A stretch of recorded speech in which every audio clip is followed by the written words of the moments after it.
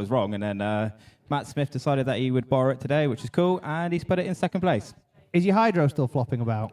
Hydro is fixed. Thank you very much, Harry. No worries, mate. Anytime. I'll expect my check in the post. It's crazy. He's done it on road tyres as well. So he's actually on a completely the same setup as me. So he hasn't changed anything. There's no semis on that or anything. It's just road tyres. A skill issue. I don't want to admit that, but yes, 100%. Well, 100%. you know, like the thing is you've got to be healthy enough in yourself. All comes down to practice. So we'll get kicked off straight into battle action here. So Thomas Taverner, who has qualified 32nd, with the Herculean task of unseating Jamie Stanton, who looks like he's been on a tear all day. I mean, Jamie round here is always amazing, isn't he? As soon as you see him in Luna, it's just like, wow, where did that come from? Absolutely, indeed. So the main thing about this, I think it's going to be a case of Jamie making sure that he can keep the car gathered up behind Thomas. Obviously, Thomas it's a brand new build for him. He's not too au fait with it. So it's just down. It's Jamie's to throw away here. But wow, look at the entry from Jamie Stanton there. Thomas very straight behind him. Oh, Thomas going off ploughing grass. Manages to keep the momentum there, but definitely digging himself a channel there, but losing a lot of ground to Jamie now as Jamie stands on the loud pedal here and runs away from Thomas Taverner there as Thomas sheds clods of dirt and earth as they head around. Jamie now getting the car nice transition to Luna Bend. Thomas really, really struggling to keep up with him, but not really managing to make it work, and across the line. Wow. Yeah. First battle nerves, perhaps? I think the thing is, as we know, Jamie coming into the first clip as well is always just brutal. So following that in is going to be a hard one to follow. Absolutely. Jamie, obviously, the thing about Jamie, and this is one thing that's good about chasing him, is you know he's going to commit. You know that it's definitely going to be a line you can follow. Well, you know he's not going to cut across you. You know he's not going to come away from a clip early, things like that. And you can see why Jamie's one of the most exciting drivers in the UK right now. See, I always think he's driving at 100%, and then once he's into the top fours, it's 130%. It's just awesome to watch. Absolutely, and obviously Jamie's mum and dad here supporting him this weekend, which is always lovely. Yeah, that's brilliant. I do like it when drifting's a family affair. There's lots of drivers' dads and things in the pits, you know. So something I always like, because obviously I know obviously a lot of the dads are the chief mechanics. So you know Hayden, Carl, people like that. So yeah, I mean Drift League, all us drifters and everything. It's all one big family anyway, isn't it? Absolutely, yes, indeed. Even though we do squabble sometimes. Yeah, but never ever drifting. Oh no, never drifting. It's usually over food. Yes, or occasionally women. Maybe. As Gordon goes out now to, that's Mr. Drift League there, Drift 1, going out to put a blue cone over the now brown cone. So, yes, the obviously that cone being very well and truly pelted with clods of Three Sisters earth.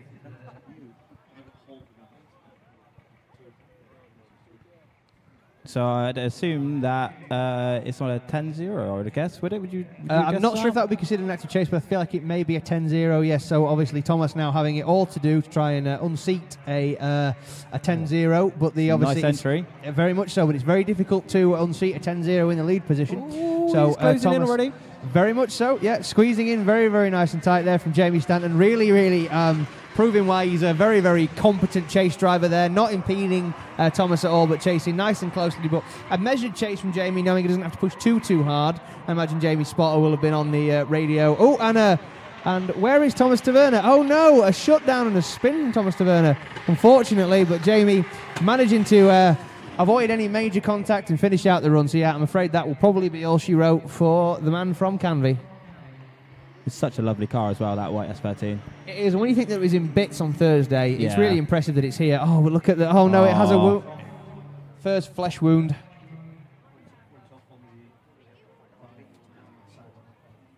I mean, it's white, so it'll clean off. It'll look all right again. Well, you should know you're a spray painter. And Jamie Stanton gets the win, ladies and gentlemen, advancing to top 16. Very, very well done. And Jamie out there to congratulate Tom on a job well done for a first time out in the car.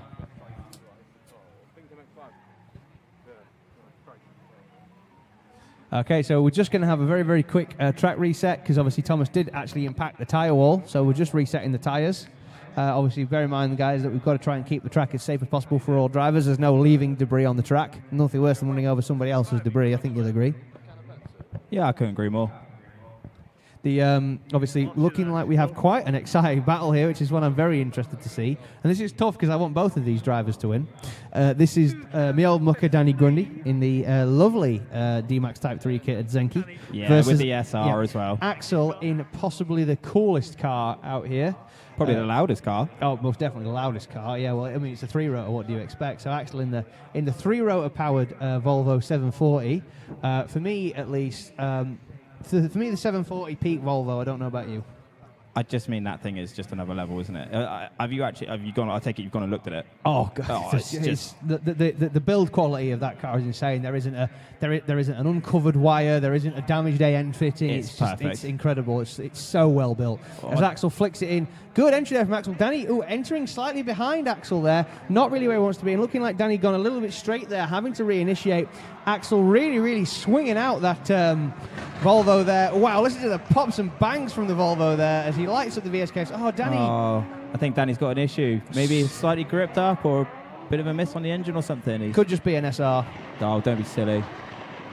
Oh, what a shame. With the gunshots from Axel's incredible Sunoco Volvo. Ooh, Danny looking like he's possibly not under power there, looking like the... he might have done a shaft or something. Yeah, something is not transmitting power. So, as my dearly departed grandma would say, the mind's willing, but the body's not. Hopefully it's nothing major, and we can actually run the second part of this battle. It would be a real shame to see that. Yeah, looking like it's rolling now. It's sounding okay. I wonder if I know you can have a problem where with CDs where they almost get locked in gear. I don't know if you've ever seen that, where like they won't come out of the gear, like the clutch won't release far enough. It's I think that's a shifter issue. Potentially. Different shifters work different ways, I think. Yes, obviously have you seen the S1 sequential shifters you can buy for a CD09? I have seen them, and I've looked into those, but apparently they're an absolute nightmare to line up to work properly. They are, yes, because you're taking rotational action and you're trying to make it forward and rearward. Yeah.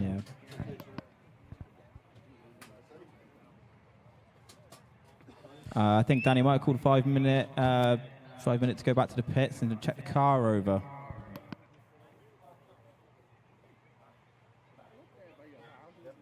Yeah, so Danny's coming off into the pit, so he obviously has an issue with that car. Yeah, so a 5-minute rule being called there by Danny Grundy. For people who don't know, a 5-minute rule costs the driver a single championship point.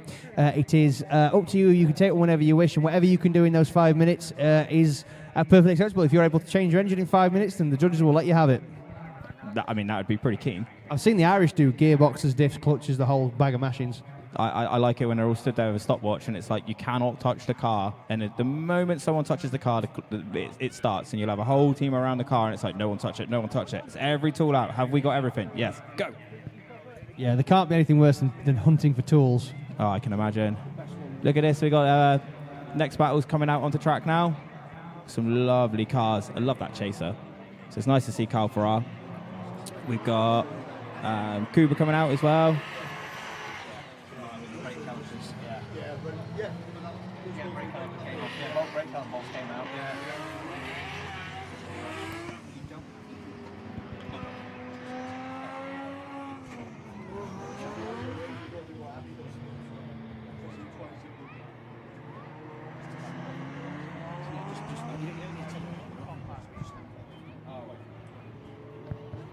So we will get the next pair warmed up. That will be Matt Walker. That's E30 Matt Walker, but the only Matt Walker still in competition. It's so confusing. I need to give one of them. You know, like how William Hardy has to call himself Frank Abagnale because there's two William Hardys in drifting. Yeah. I feel like we need to give Matt Walker a name of an internet fraudster. So from now on, I think we'll call. No, from now on, we're going to call Matt Walker S14 Matt Walker. We're going to call him Bernie Madoff. Bernie Madoff. Okay. There we go. Sorted. All right, off the line we go. So Matt Walker there leading in. Very, very good flick entry there from Matt Walker. Sonny Moore tucking up behind him here. The absolutely fantastic drift for you. 2JE46 there. Really sticking with Matt Walker. Matt Walker obviously with a severe power disadvantage here. Really making sure that he rings the E30's neck to try and run away from Sonny Moore. But the grip levels out there definitely improving now. Look at the tyre smoke from both cars as Matt Walker really swings it in. Plenty of angle there for Sonny to follow and across the line. What a great run. Absolutely. That's what we like to see. Especially for a top 32 battle, that just shows you what the battles are going to be like later on today, I reckon. Yeah, and I mean, and it's really nice to see Matt Walker back in competition, because I remember a time when Matt Walker was Matt Walker was one of the drivers who came up skidding at Buxton Raceway, and the thing about Buxton is it either makes you a hero or a zero. I've always wanted to have a go at Buxton, but I'm also very scared of doing Buxton. I mean, I love an oval. Yeah, the only thing about that oval is it's an inch of steel and then a foot of concrete and then all of Derbyshire. I remember Martin Wonnacott finding the limits of it in 2019. Hugh Saville. It took Mark Kelly 2.5 years to straighten that car. Poor Mark Kelly.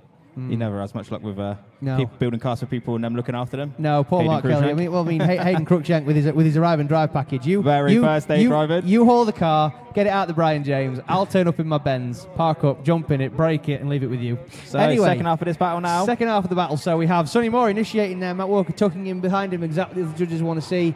Wow, Sonny pulling a big gap there, but Matt really trying to dive on. Whoa, and a wheel drop from Sonny Moore there. Definitely not what the judges want to see there. But a separation opening up there just from the sheer speed and pace of Sonny Moore. But Matt Walker tucking right in behind him, really trying to make sure that Sonny Moore doesn't run away from him. Obviously Sonny with a ton more power, being able to really stand on the pedal. Lots of smoke, lots of angling across the line. Yeah, that was a great battle, to be fair. I think Sonny Moore there, just with a little bit of extra power and stuff, just gripped up round Luna and just managed to pull a bit of a gap. But was he too exuberant in the first clip, or second clip? It all comes down to really the second clip there. Was he a bit too far off? I mean, how was that? Was that a chaseable run? I would say yes. Was he a little bit too far? Maybe. Potentially, it does sound like the judges are deliberating quite intently about this. It sounds like I'm hearing various phrases being bandied about, but I'm not allowed to say anything until the judges have a call. Yeah, some serious deliberation going on here this between. Is weird being on this side and between Matt, judges. Chris, and Ed. Yeah, it's very, very interesting to see what they talk about.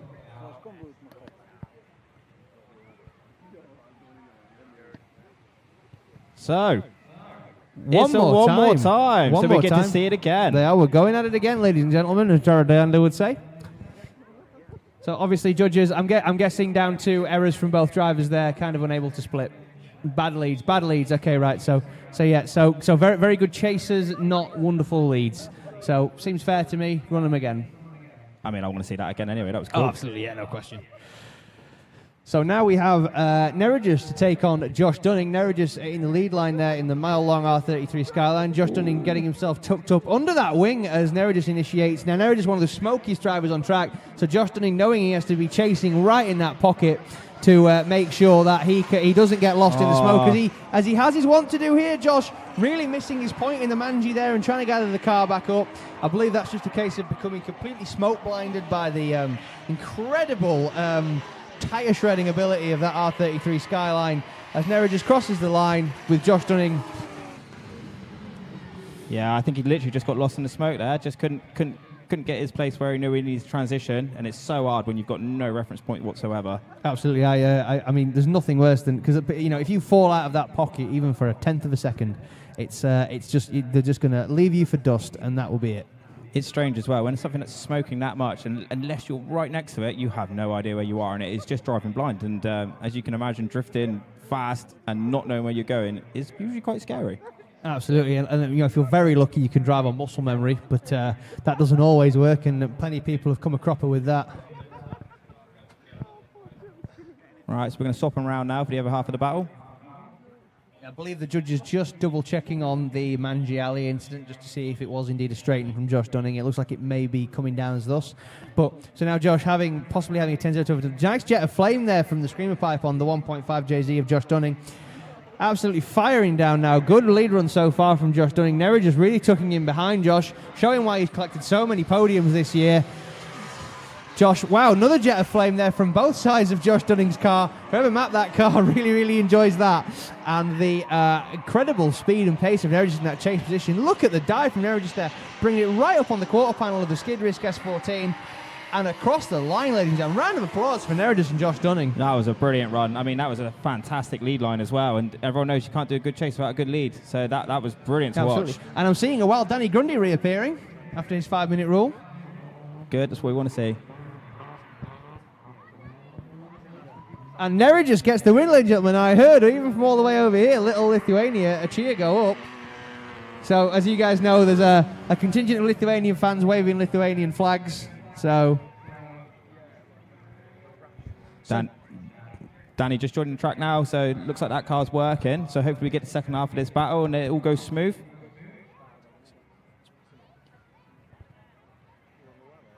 So I think we're going to run the Danny Grundy and Axel battle now. So let's just see. Hopefully that car will stay together lovely, and we should see a good battle. Yeah, absolutely. Say definitely a fan favorite driver and one of the newest internet breaking build from Axel Hilderbrand there. Do we know what power it's running? Lots. Oh, yes. Yes is the answer. I don't know if Axel's actually opened the figure, but I do know it's a 45 1050 turbo. Oh, yeah, so it's lots.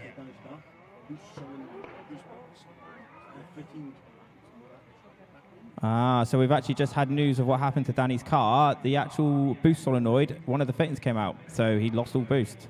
So hopefully that's fixed, and we'll see that SR singing. Yeah, I don't think a naturally aspirated 2-litre is going to keep up with a 3-rotor Volvo. No, without boost, those things aren't very fun to drive. No boost, no fun. Cool, so we've got them lined up. Both warmed up their tyres now. So we're ready to send them. So here we go. Second half of this battle. Danny to lead Axel in. That's coming down. Nice big flick. Oh, it looks like he's gripped up a little bit. Axel behind him. Doing a great job already. Danny's on a lovely line here, though. Axel just taking it a little bit tentative, I think. Doesn't want to do anything too crazy because he knows he's got the advantage. Closing up through Luna, though. Oh. Danny's looking great here as he comes around Luna. Axel coming, trying to close the gap up, but like I said, I think he knows that he had the advantage there, so he didn't want to do anything too crazy. Yeah, I would say that's intelligent chasing there from Axel, knowing that he's sat on a 10-0 and that he doesn't have to push too hard. I mean, let's face it, I can't imagine there's a bit on that Volvo that's less than several £100 to replace. And Axel Hilderbrand gets the win, ladies and gentlemen, knocking Danny Grundy, the great Danny Grundy, out of competition. So I imagine Danny might be coming over here to lend his dulcet tones to the mic for a little while. We might have a commentator thrice on the go, which would be awesome, because I think everyone enjoys Danny Grundy. Yeah, we all love Danny Grundy.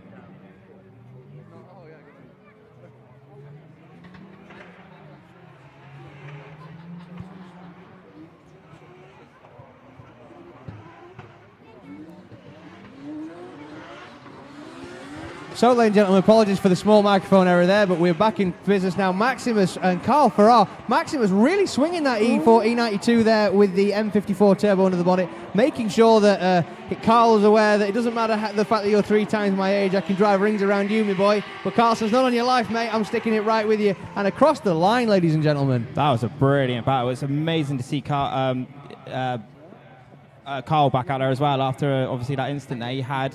So, yeah, it's great to see him back. That chaser as well was awesome. And he brought the Mustang with him. He did bring the Mustang with him, and that car's just incredible. There isn't a bit of that Mustang I just don't want to lick. How come he's not using it? It isn't technically competition legal. Ah, right, okay. So it still has the more of a demo it still has the airbag, for one thing. Oh, geez. You shouldn't have airbags in it. And also the car doesn't have an externally accessible bonnet. Oh, okay. So the car still has the OEM catch. I just love that they look the same. It was great. Yes, it's fantastic, isn't it? Well, I mean, what's cooler than turning up with one cool car? Yeah. Turn up with 2. 2 cool cars. Well, they're supposed to look like Crazy Taxis. Remember the video game Crazy Taxi? Yeah, I remember. They didn't have seats. Yeah. Yeah, absolutely awesome. Brilliant. Yeah, awesome. It doesn't look like he's lost anything as well. That looked an absolutely awesome chase run. Yes, incredible. Yeah, no, Carl admittedly in a little bit of pain because obviously Carl had a lot of damage to his pelvic region from his accident. So he says he's definitely not feeling 100%. Hey, Kev, that's like an out-of-body experience, isn't it? Yeah, cool. That's weird. Yeah, yes, it's not. It's my car. It's like this is like Kev having a Christine moment here. Although it's not self-regenerating, which is a bit of a shame. No, I just hope it works for him. I think it will. I think it's definitely a capable motor.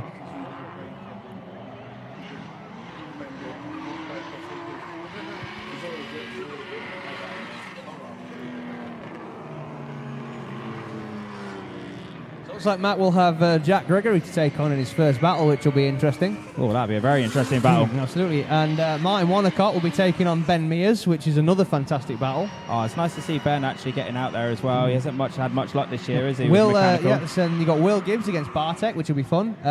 Little Harry looks like he's pulled Mr. Trevor Fileman, if my eyes are to be believed. That car was on the dyno on Friday night. Yes, it was, yeah. Trev really wasn't intending to make it here. But it'll be a good battle there. That'll be an old school, new school battle, definitely. And then the second half of the third contingent, Matt Walker and Sonny Moore can have the one more time. But right now, we have Carl Farrar to lead in Maximus.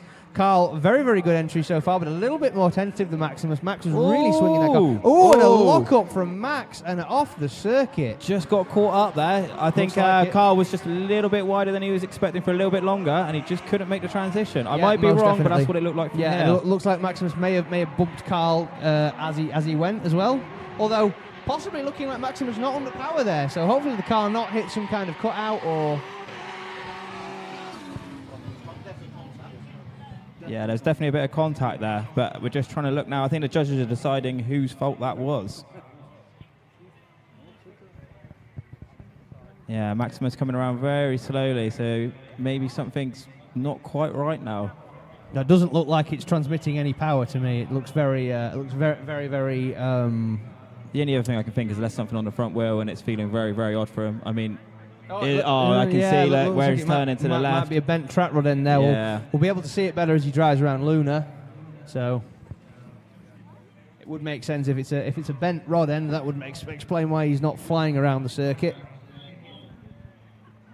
So Max obviously. Let's give him a round of applause, guys. Yeah, round of applause for Maximus, pushing very, very hard there. Attempted to take one of the previous champions of this sport out.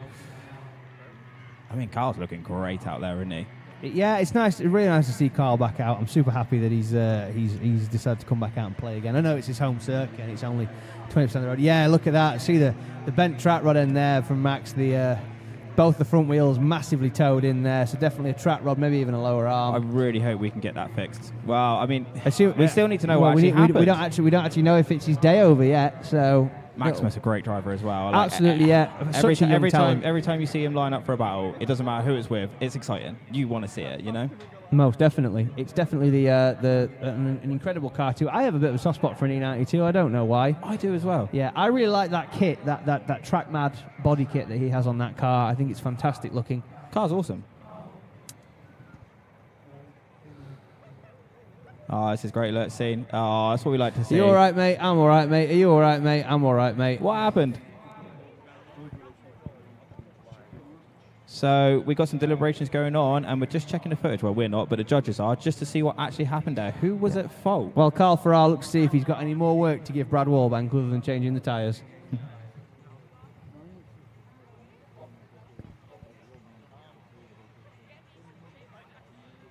So it's very, very contentious about what's gone on here. So obviously you can see there's contact between the two cars as Carl checks the bumper and the boot of the chaser. That car having its second lot of contact, having had a coming to with Stephen Lynch earlier on in the day. Oh, I missed that. I didn't see that one.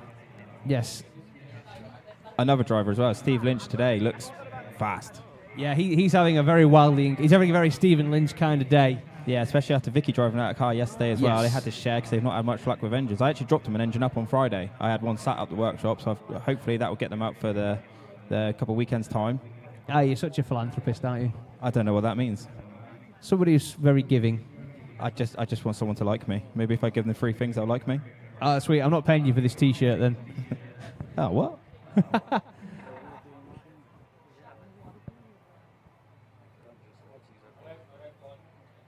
These judges are still deliberating over this. It sounds one. They're looking at each other worried. There's going to be pointing fingers. They don't know how to judge it. Threats of violence.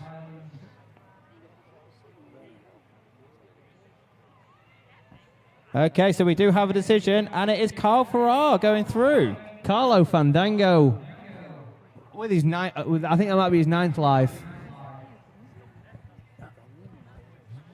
Judges, can we just will we be able to go over to you and just find out what your deliberation was there?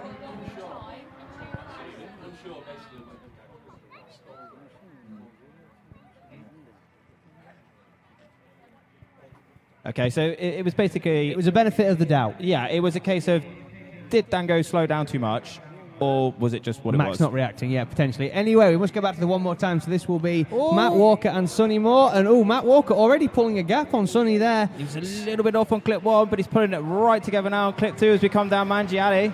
But Sonny Moore right with him. Oh, and a lovely dive. It's a beautiful lead line as well.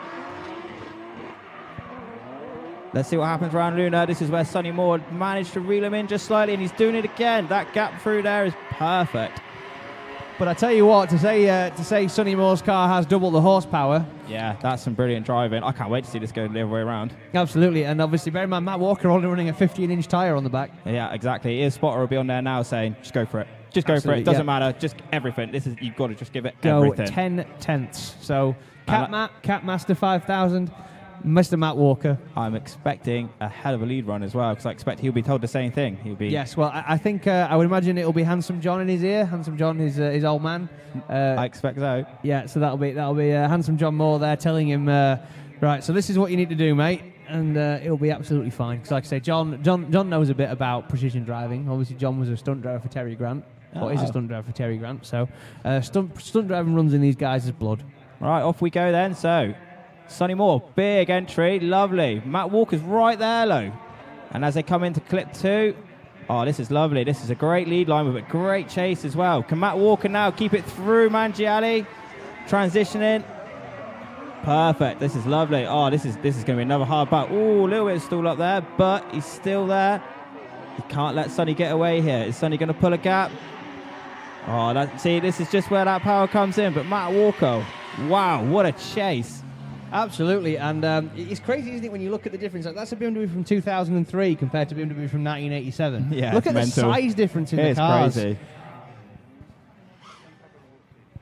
So, we're on the finish line now, waiting for a decision. Can't run it again. Sonny Moore gets the win, ladies and gentlemen. Sonny Moore advances to the top 16, knocking Matt out of competition. Matt Walker, Matt, it's been great to have you back, man.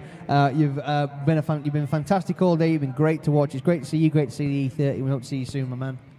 I think that was just Sonny just pulling away around Luna a little bit.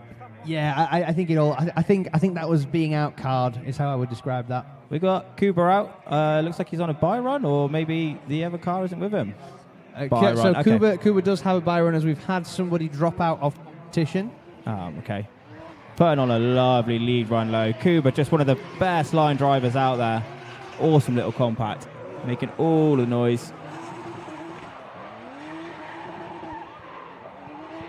Yeah, so Kuba on a buy run as Ryan Burgess has dropped out of competition, unfortunately. Unsure what's happened to Ryan Burgess there, but Kuba only has to initiate drift to win this battle, so that is a nice easy one for Kuba, and he'll take a very safe and polite run back to the bank and get ready for the next round. Yeah, so he's basically there just testing the grip levels, making sure everything's happy for his next battle. So now the Maltese Falcon, Andrea Fabre, to take on the returning great driver in Jojo McDonald here, driving the borrowed Alfie Hunter S14. Jojo with a great entry there. Andrea tucking in right nicely behind her. Jojo really pushing hard, nice and wide. Andrea, wow, look at the dive from Andrea Fabre there over to the second clip. Andrea really wanting to make sure Jojo's aware that monster Mark IV Super. A little bit of wheel drop there from Jojo as they came round the in through Rogerson Straight. Bringing it up towards the transition now. Needs to get both cars squared away and out to Luna. But Andrea losing ground there, stalling up, having to reinitiate as Jojo stands on the go pedal now and across the line. I think he might have just got himself caught in a pocket there, just a little bit, and it just couldn't transition in time. Had to slow it down a little bit just to make sure there was no contact, and then just couldn't claw it quite back in. Lovely run, though. How mad is it to see a Mark IV Super drifting in 2025? You never see them anymore. I can't remember the last time I saw a Super drifting. It's crazy now that you're like probably 10 times more likely to see an A90 Super drifting than an A80, isn't it? Oh, definitely. Like, I think that's insane. We think the A90 is still like a 30 grand car. But then again, what's Mark IV Super worth like these a days? 30 grand car. Well, yeah. It's honestly I think the A90, and I mean it seems polarizing. Some people really like it. I'm a fan of the A90. I like the A90 Super I like the a lot. A90. Yeah. I think they look great. It seems like they can be a bit of a nightmare to drive. I've never driven one. They're very similar to a GT86 where there's no rear overhang and they're very snappy. Right. Okay. So this is going to be an interesting one because we know Jojo's great in the chase as well.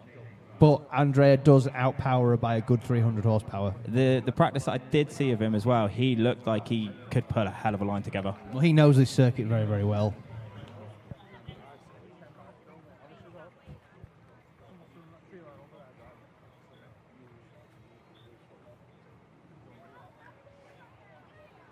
So we are going to get the thumbs up from Dale, and away we go. Right, lovely as they come down. So, nice handbrake initiation to clip 1. Jojo's there, low. She's in the pocket, but we wait for the transition into 2. Oh, lovely dive. But is it a little bit shallow? Coming down through Mangiale. Oh, lovely. Just got to see if that transition pulls nice through now. Lovely line through both of these drivers. Look at that gap. It's just starting to appear, but Jojo's doing an amazing job with less power. Car. Come on, Jojo. That's brilliant. What a battle, guys. It's real easy when it isn't your car. Hand out the window. She enjoyed that, and that's the main thing about drifting, if you enjoy it. It's great to see Jojo back out. Oh, I'm so happy. She's such a wonderful driver. I'm just so gutted that she got stuck with Alfie's car. Wow, what's wrong with BMW8s like? Everything. Oh, thanks, mate. Not only that, it's also Alfie's. I love you, Alfie, but, you know. I still owe Alfie some money, so hopefully he doesn't run off before I buy the thing I need off of him. Is it one of those horrible V8 things? It is one of those. Jojo takes the win, ladies and gentlemen. Jojo McDonald advancing through to the top 16 there, knocking Andrea Fabre out of competition. I imagine a cheer from Jojo's lovely other half. Sean's just gone up from inside the pits. Yeah, she'll be really happy with that. So we're going to get some more of our top 32 battles out there. You can see Stephen Lynch going up against Jack Bennett. We have Joe Smith taking on Damian McKernan in the RB-powered 180SX. That's a lovely looking car. Stefan Stefanov and Jamie Briggs. And then Matt Matsori in the borrowed 350Z going up against Aidan Clarence. So here we go then. So Callum, who is a Class 2 driver, leading in. Who is that? I can't remember. Oh, it's Chrissy, obviously. Lovely. This is absolutely lovely. So coming into clip 2 now. It's a lovely lead line. Absolutely awesome chase. I love how Chrissy drives. I love how Callum drives. This is brilliant. Oh, perfectly wide. Chrissy just tucking in a little bit there to close a bit of the proximity. I don't know if Callum's on the semi-slicks or not, but Chrissy is right there on the door.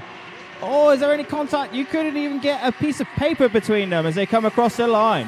What an incredible run from both drivers there. Absolutely insane. I've stepped outside for a tiny bit of fresh air because I feel a bit unwell. But I'll be all right in a second. Don't worry. I'll be back in. Okay. Don't worry. Don't leave me. I'm still in a position where I can commentate. Don't you worry at all, Kev. Don't you worry your pretty little head about it. It's just one of those things, unfortunately. But no, that was a great run there from both drivers. Obviously, Callum, obviously in bonus world, Callum on the road tyres there. Is he still on road tyres? Still on the road tyres, indeed. That's amazing. No, he's not made the transition to semi-slicks because he literally didn't bring any with him.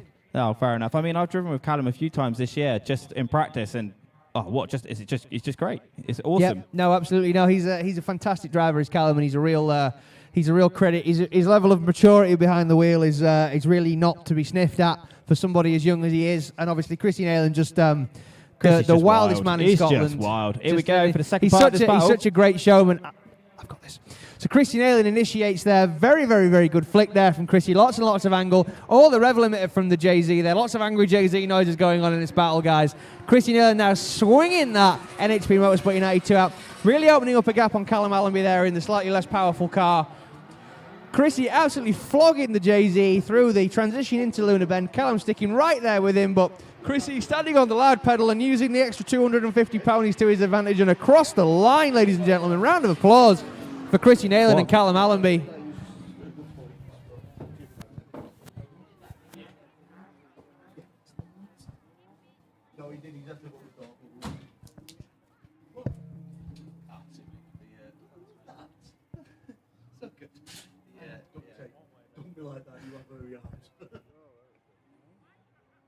A little bit here. You can see these guys enjoyed this. Like. Absolutely. Yeah, look at the smoke still pouring out of Nailen's car when he opens the door. Chrissy's just wild, isn't he? He is incredible. Just wild. Yeah, that is the smokiest E92 in Christendom. It's incredible. Yeah, really genuinely an awesome car. Totally self-built by Chrissy as well. It's never left his workshop for anything. Yeah, fair play. I mean, to hold it back as well a little bit with a slower car like he did and just keep that lovely proximity, I mean, that was really good. And it is Chrissy who goes through, so that's it. So well done, Callum, for getting through from yesterday as well. Well deserved. Definitely looks good in this group as well. Yeah, Callum Allonby obviously in bonus world, so it was all academic for him. He just wanted to see how far he could get. Kev, your out-of-body experience has returned. I just hope he doesn't hold back in it. If he does, I'll be very upset. Well, he's got a man with a point to prove there, Mr. Jack Gregory, in his first ever competition in the United Kingdom. So here we go, send him off. So Matt Smith coming down, and as he comes in, Nice flick, nice hydro, nice wide line. But Jack Gregory's right there. Oh, that was a close transition. And he's right on the door. It's a nice line by Matt, but Jack is right there. Oh, slight straighten, but I reckon this is still a good one. Closing that gap every chance he gets. Jack on the inside of the track there, getting himself crossed up underneath Matt, but now Jack tries to reel Matt in, but Matt finding power and grip where none exists normally, and across the line. Wow. Yeah, wow. And Kev's, right, one down, sigh of relief. I don't care about the car that much. I just want to make sure it works for him. But that, I mean, fair play. It's fair looking play. like it's working. It must be sad being a Pro 2 driver and watching a pro absolutely sail your car around, wishing you were that good at it.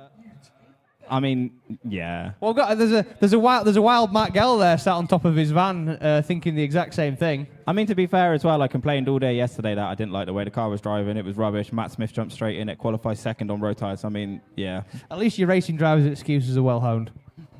I've got the whole book. I've been adding to the book.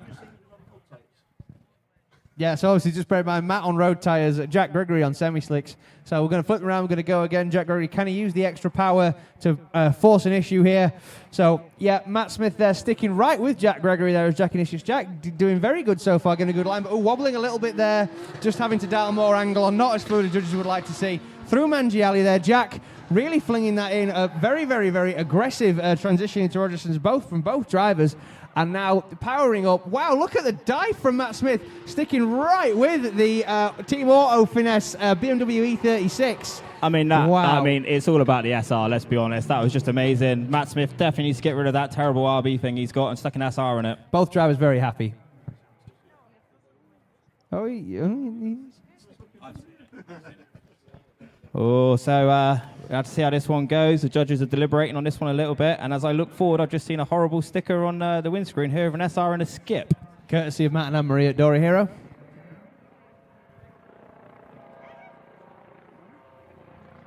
So it does sound like we have a decision. And Matt Smith in the SR-powered Little S14 on road tyres takes the win. Wow, okay, that's absolutely... I'll tell you something, Matt has been moaning all year that he's not won. He hasn't won a battle. He borrows my car and wins a battle. I think there's going to be some swapsies going on here. Do you want an RB-powered PS13 with a G-Force? Not really. Well, half a G-Force. So next battle now, we've got Ben Mears against Martin Wonnacott. So Martin, lovely lead in. Looks like he's putting a slight gap here from Ben. It's nice to see Ben's car out working. Nice lead run. Ben's closing the gap a little bit through Mangiani. Going for the big dive in. Oh, closes right up on Martin. Oh, this is great. Lovely lead line, lovely chase line. Let's see how this comes out through Luna. So Martin on the loud pedal. All of the smoke coming out. Ben on the loud pedal as well. Oh, no. Slight straight in there from Ben. Yeah, a bit of a shutdown there from Ben Mears. Hopefully I feel that was mechanical. Yeah, hopefully that's not that fueling issue rearing its ugly head again. That car is so pretty, but he just this year it just hasn't had the luck. Like, he's such a good driver. The car's gorgeous, but it's funny because I was actually about to offer him to borrow my car before Matt needed it.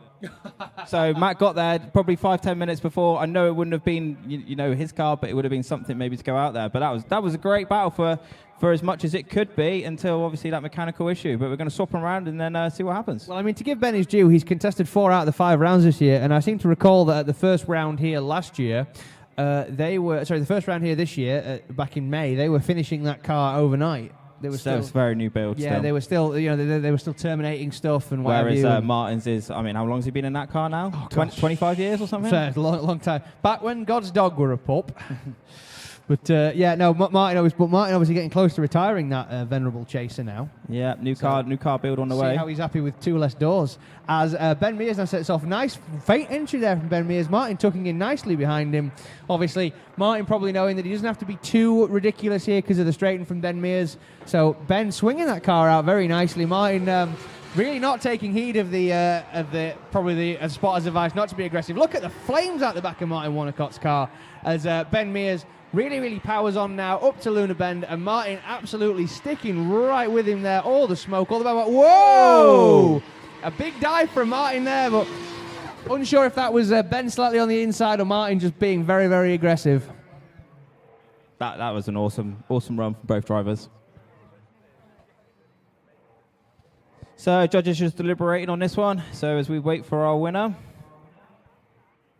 And the winner is Martin Wonnacott. So you know what that means, don't you? They could see each other in the top 16, is it? I don't know. Indeed, yeah. Karina will know. Karina, it's Martin versus Matt for the top 16. Is if my maths is correct? Yeah. Is that? Yes, that is a good question. So you got that now. Karina Stewart, if you'd please be so kind as to furnish me with the information of what's going to be the bet this time. But we must carry on for Will Gibbs and Bartek siewior. Will Gibbs so far in a great lead line. Bartek chasing very closely, but having to adjust a lot as he transitions through.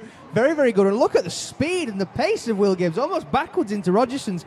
Absolutely incredible driving so far from the young Derbyshire man. Look at the push now from Will Gibbs, and Bartek wringing the E46's neck to stay with him and across the line. I've got to say, it's brilliant to see Bartek back, because obviously he hasn't been out at all this year. Where did he finish last year in Class 2? Third place. Third place, so obviously coming up to Pro. Third place in his rookie season. Yeah, amazing. Him and Kuba, brilliant. Do you know what's crazy, though? This year, all of the top 3 finishers have all been rookies. Mental.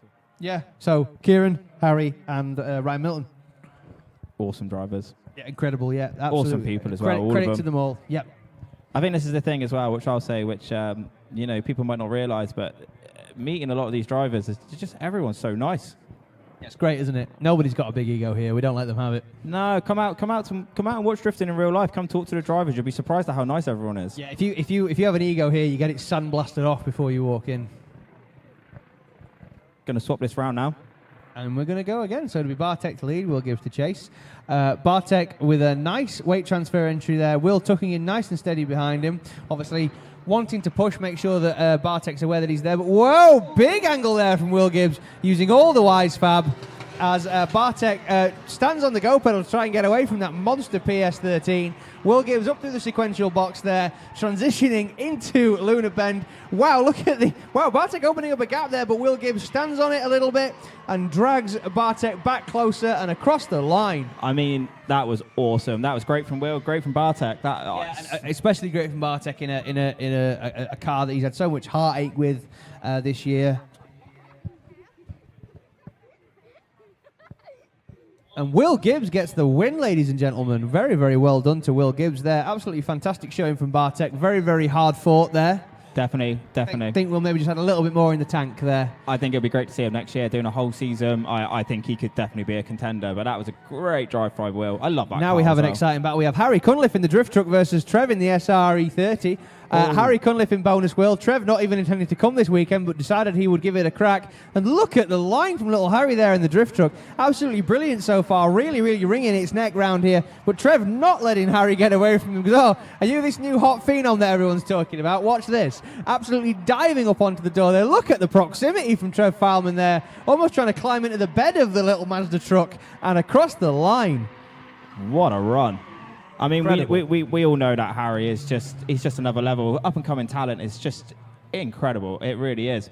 But putting on a great lead like that, it just gave that room for Trev as well. And Trev's a very good seasoned driver, but he is technically he's not driven that engine before, so he's only had practice this morning. And I did speak to him, and at one point he said the car was actually underpowered. He had a problem with one of the sensors.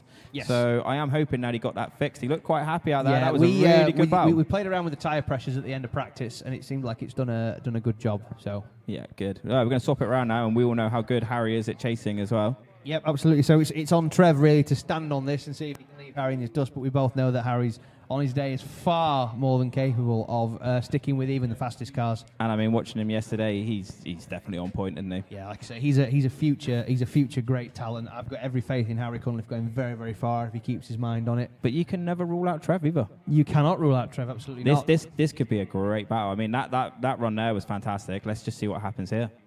Most definitely. So we're going to swap them around and we're going to go again. So we got a thumbs up from Dale, 1 thumb up, 2 thumbs up, and away we go. Harry just making sure he gets right out there and get right on the door with the more powerful car there. Trev, nice weight transfer entry there. Harry tucking in very good behind him. So far, wow, look at the dive from little Harry there, making sure that Trev, no, you're getting out to that wide line, mate, because if you don't, I'll be here. Trev pulling a little bit of a gap here, using the few extra ponies in the SRE30 there to try and drive away. But a very, very good run so far from both drivers. Absolutely fantastic as far as... Harry's right there, Lou. Wow, very, very close. But Trev just powering away a little bit and across the line. That's a hard one to judge. I would hate to be a judge. I don't want to be a judge. People seem to think I'm a judge, but I'm not a judge. No, I wouldn't like to judge anything. No, absolutely not. I don't even want to judge the judges. I love to have opinion and say it to my friends and then say nothing else to anyone else ever again. That'd be a great idea. Yep. Look at these guys; they enjoyed that. Look, this is what's great about it as well. Look, they had so much fun doing this. Yeah, obviously Trevor, friend of the cunliffs and everything. So yeah, this is great. Yeah, very, very good. I think that was enjoyable. So a bit of deliberation still going on. Nope. Oh, and it's little Harry takes the win. Little Harry advances to the top 16, and a cheer goes up from the hometown crowd. Very, very happy. Trev's happy anyway. I think he's had a great time. The Trev, car worked. yeah. It's been a year-long project. He's been building that car back. He's DY built SR in it. Yeah, his mapping proof of concept is definitely there. Yeah, I mean, it's just working. It's made him happy. Next, we've got Steve Lynch now. Steve Lynch with Jack Bennett in the chase. Steve Lynch, wow, look at the smoke coming off of the Psycho Fighter there as he flings it in. Oh, and a straight from Jack Bennett. Has to reinitiate, caught a load of front end grip there. Has to reinitiate, dives back in behind the Psycho Fighter. God. And Steve goes off. Steve just and comes Jack off. follows him off into the dirt. Jesus. I think Steve actually hit the tyre bale there. I think he just came in that little bit too hard. You mean that tyre bale wasn't 20 feet further away? Oh, yeah, there was so much smoke and all sorts going on. You can't see from here. Wow. Hopefully both drivers good there. I've not seen any movement from Jack Bennett's car, so fingers crossed it's just a case of his stalled engine. Yeah. Oh, no, he's getting out. Jack's out the car. Jack's out. Oh, he's taking his door off. So just a quick fun fact for you here. The doors on the Team Bennett BMWs are not actually on their hinges. So they don't have the pins in the door hinges because it's when they're putting the cars on and off the ramps, they can just lift the doors off. Yeah, that's the same as Matt Fitton does that. Yeah. And Matt Smith used to do that on his 46 M3 as well. Are Matt's doors fitting? Hey.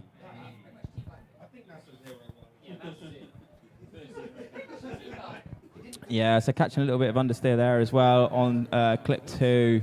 So judges are just watching everything back now to see what's happened. If who was 0 first? Was it a 0 in the chase before Steve come off? So just waiting to hear what they say.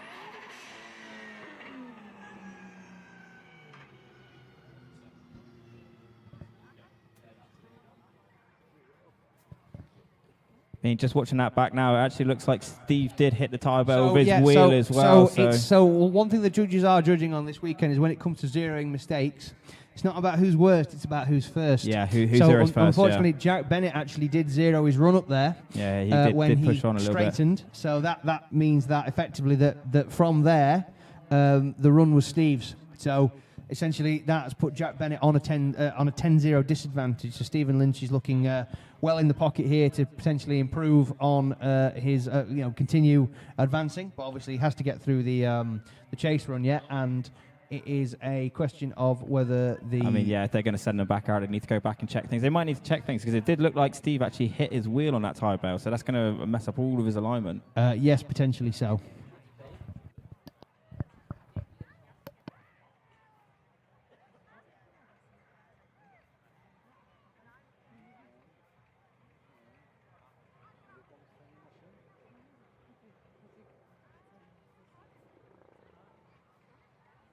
So we're just finding out what's going on at the moment, if the drivers want to run this or if they're going to go in and check over their cars.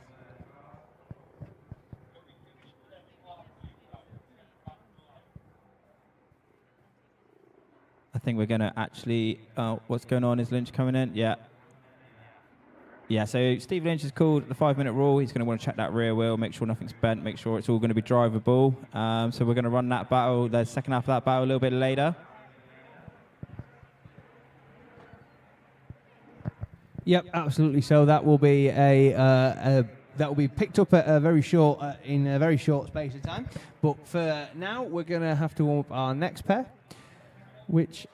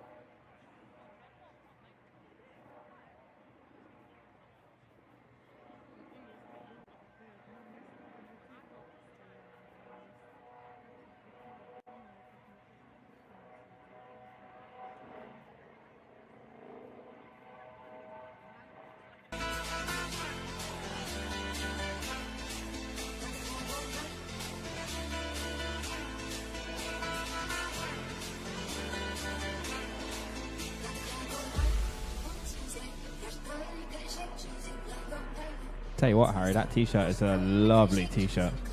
It's very fetching, isn't it? Just so everyone knows, I have changed that on my little Harry merch into my Team Ronin merch because I wanted to match with my co-commentator. So Javis was also wearing a little Harry shirt. Yeah, I thought that was so awesome. You're wearing a Team Ronin jumper, so I have to wear a Team Ronin shirt, so we all match.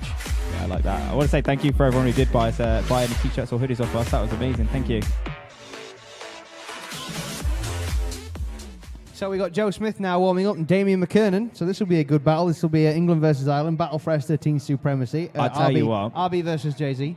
Joe Smith looked amazing out there earlier, but I mean, I don't know. This battle is going to be savage. You know what Irish chasers are like. I mean, that car as well. Look at it. This is two great-looking cars. It's a very formulaic look for Irish S13s, isn't it? You have it looks beautiful. Yeah, you have you get an Origin Labo kit. Yep. You get Strom wheels. Yep. You get a big Country Labs wing. Yep.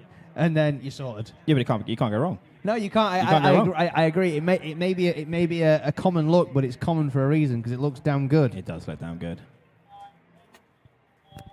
Trouble with an S13 is it's such a ubiquitous drift chassis that you can't do anything new because it's all been done. Yeah, no, very true. So we're going to get them going. We've got Joe Smith to lead out and Damian McKernan to chase. Look at the aggression from Damian McKernan right on the back bumper there of Joe Smith's S13. Oh, but an over angle there. Oh! Safe. So that looked like a little bit like, I don't know, I think Joe just held it a little bit too long after zone 1 and then into zone 2, just couldn't quite keep that angle. Or possibly a handbrake locking on or something like that. Yeah, Joe. What a shame. Joe looked so good in practice. This was going to be a great battle.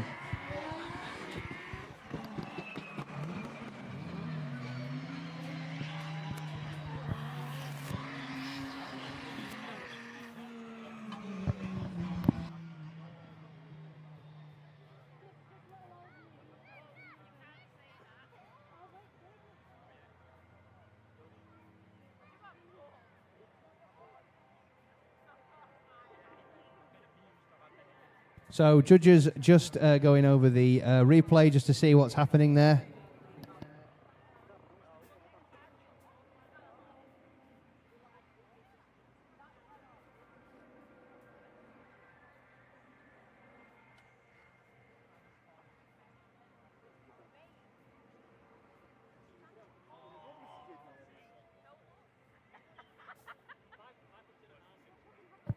So it seems like the judges do have a decision of what's actually happened there. So I think we're going to send the other half of this battle. Yeah, I think Joe maybe just getting a mile, just have a quick look under his car, make sure everything's there. Obviously, Joe had a little bit of a jump over the curb.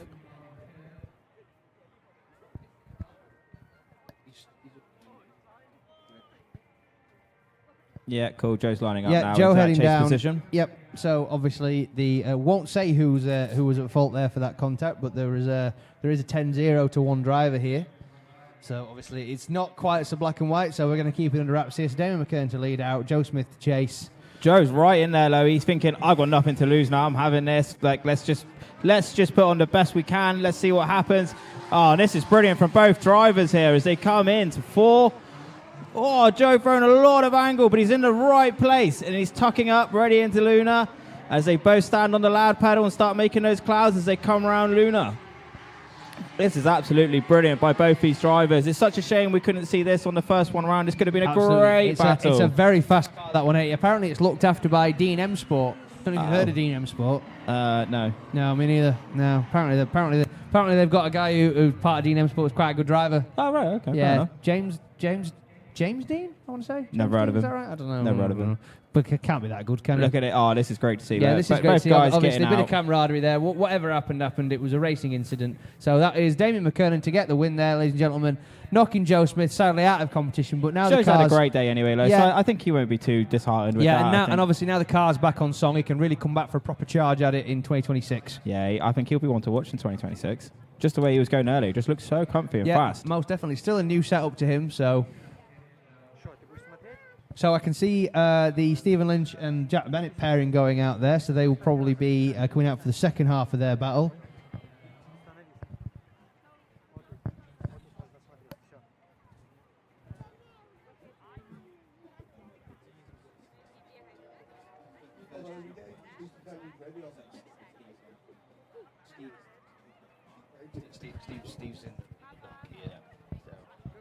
So we're going to warm up the second half of the Jack Bennett-Stephen Lynch battle. Obviously, both drivers just going to quickly have a glance over their cars and make sure that there was nothing too badly wrong with them. Obviously, both cars going off circuit, which is never where you want to be because these cars are designed for the tarmac, not for the grass.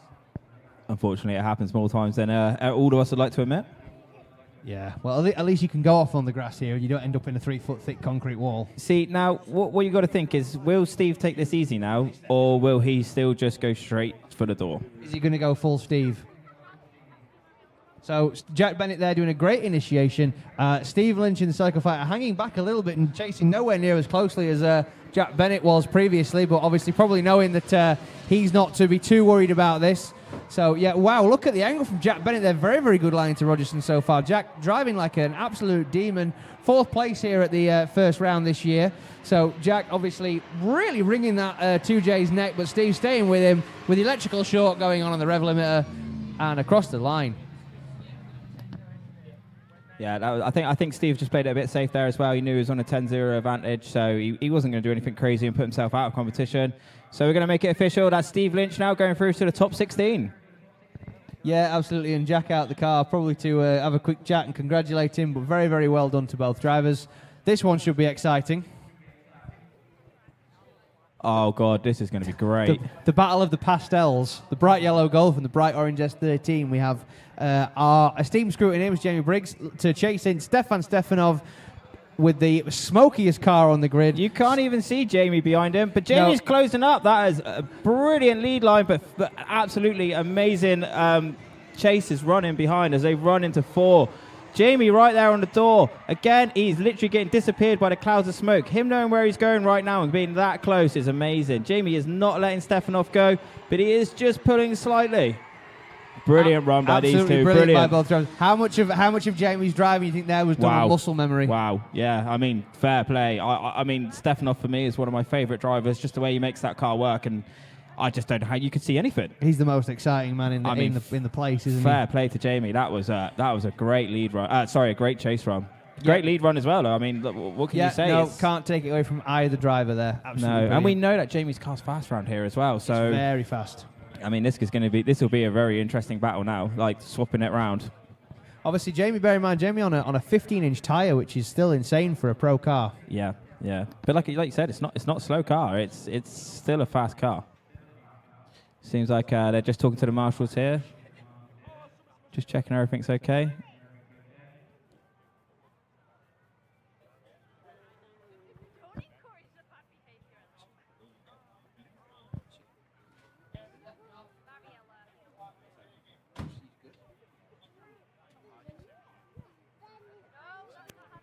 Not too sure what's going on right now. It looks like Stefanov's talking to one of the... Oh, Stefanov's called a 5-minute rule. Oh, okay. I couldn't see anything. It looked like Stefan Stefanov's car to me. I'm not really sure what's going on there. So Jamie Briggs is going to go park in the on-track Parc Ferme. And I expect he'll be sat there watching the live stream now, just chilling out. Yeah, probably. He's got a tablet in his in his car, and I always think like if you're going to use your tablet for your dash, you would definitely set up the live stream, wouldn't you? Yeah, absolutely. You'd have a Wi-Fi hotspot, wouldn't you? I guarantee I'd forget to switch it back to the dash low, and I'd be watching the live stream as I was trying to drive. It's like, wow, he's going way off track. Yeah, what's that guy doing? Yeah. Oh, no, that's me. So we're going to warm up the next pair now. Mr. Missouri in a borrowed car.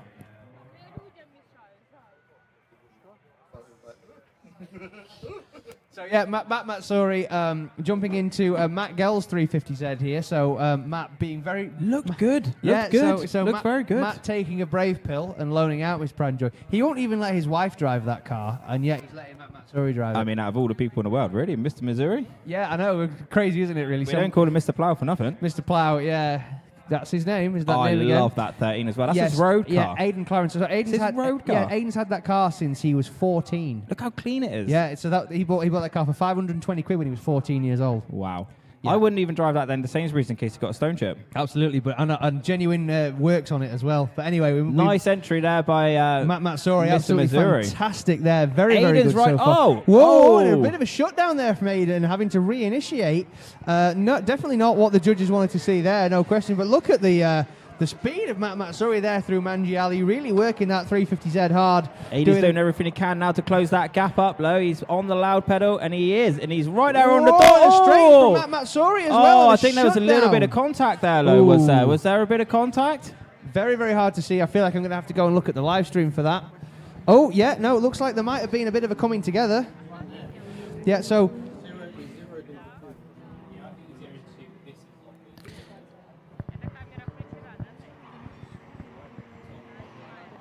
Yeah, so it looks like a shutdown from both drivers there, perhaps, although hopefully not a fatal.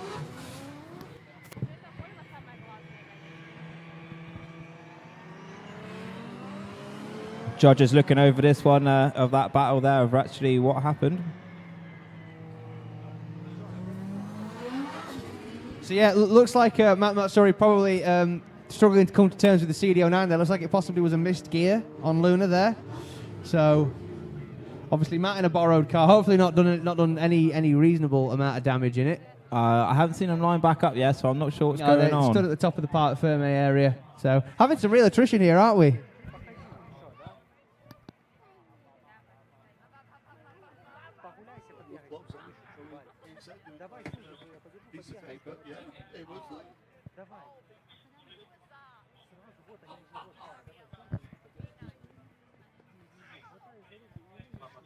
So it sounds like Mr. Missouri is calling a 5-minute rule. So I don't know what's happened there. Maybe something not quite right with the car, but they're going to pull off into the pits. 5-minute rule, the GB.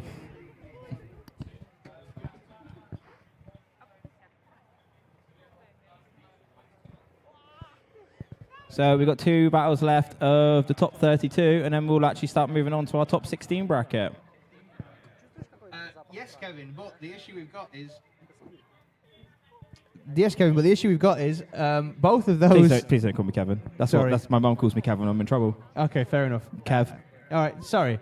Well, the yes, Kev, but the problem is that both of those battles are currently sat with 2 drivers waiting on 5-minute rules. So I think we're going to have to run ourselves a top 16 battle. Sounds good to me. Let's get it underway.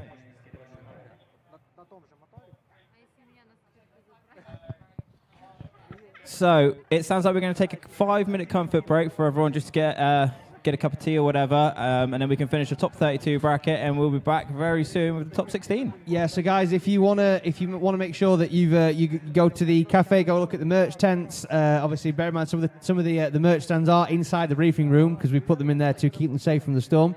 So, like I say, guys, just gonna bear with us very, very quickly. We're gonna take 5 minutes. We're also gonna have so this is the staff calling a 5-minute rule now. So the staff have called a 5-minute rule.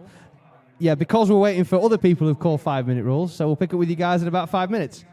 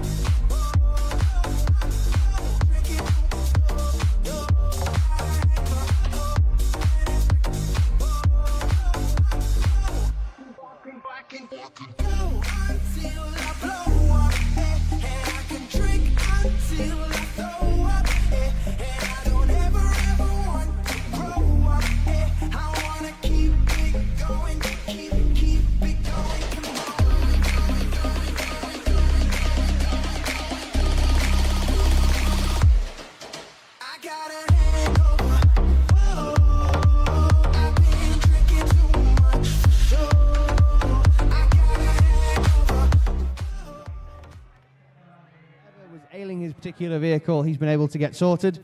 So very quickly, I have you all, and we have a couple of minutes of downtime.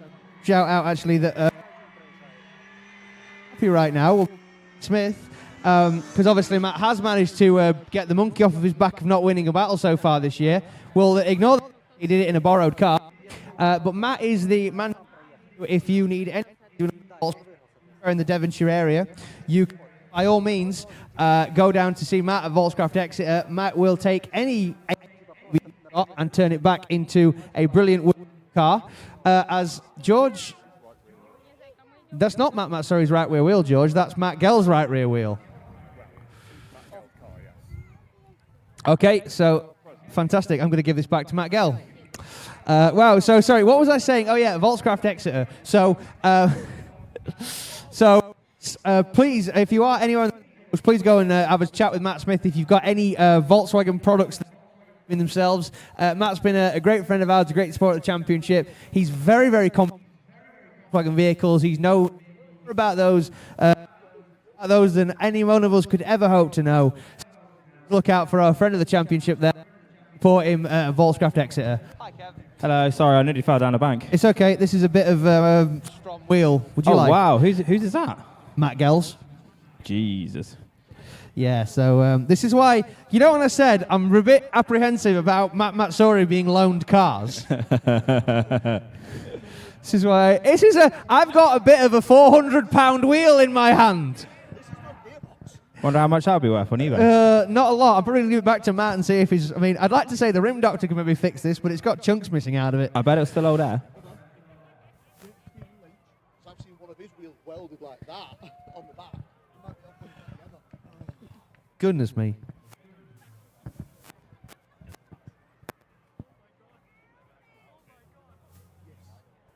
Yeah, okay, that's a fairly good idea. So the person who could come up with the best pun regarding lending Matt Matsori a car and send it to me on Messenger, I will get Matt Gell and Matt Matsori to autograph this bit of Strom wheel, and you can have it for a souvenir. Your time starts now, ladies and gentlemen. I want all the answers in before the top 4. Of course, if you're watching on the live stream, that will also assail to the YouTube comments. So if you want to jump in the comments on the live stream and come up with the best pun you can think of, we will send you this bit of destroyed Strom.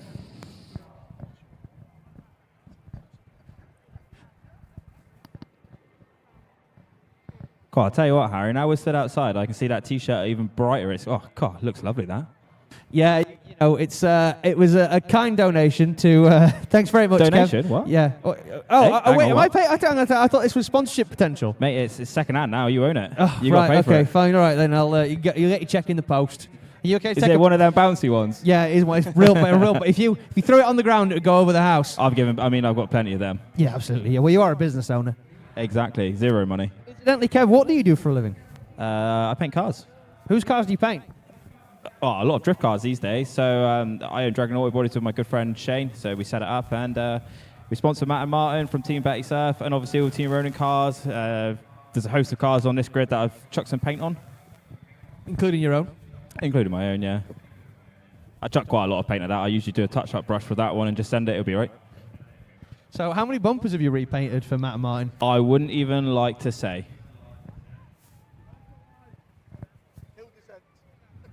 Ladies and gentlemen, anybody who's intending to come down the bank to the fence, please make sure you turn your hill descent control on. And also, ideally, if you can avoid coming to a drift track in your slippers, that will also help.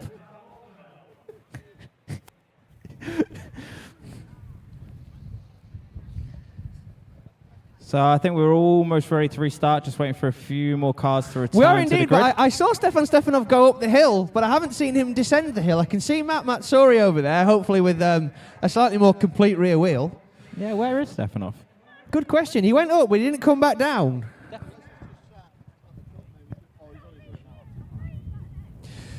Yeah, so very quickly as well, we should also say a great big thank you to all the marshals here who stood outside all day yesterday in the storm. And it was horrendous yesterday. It was. So you know, like all these people were moaning on the bank that you were cold. Imagine doing it wearing a giant pair of Pro Bands that effectively are a great big orange sponge. As a driver, I want to say the marshals this year everywhere. Everything that Gordon does, everyone is great. It makes it so much nicer to be here. You know, if you're looking at trying to get into competition drifting, this is where you want to be.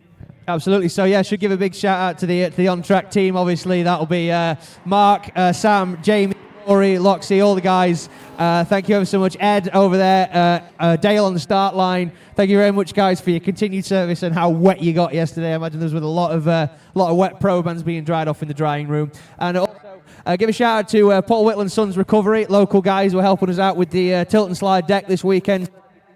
Anybody off circuit if they've happened to have damaged their car in any reasonable way. Do you know what? I think we should commentate this one al fresco, Kev. What do you reckon? Then we'll go back inside. Let's do it. Yeah. So we have Stefan Stefanov now with Jamie Briggs to lead him out. Jamie obviously hoping that he's going to continue on a great charge here. Jamie, wow, look at the gap pulling so far. But Stefan, wow, really closing up on Jamie Briggs.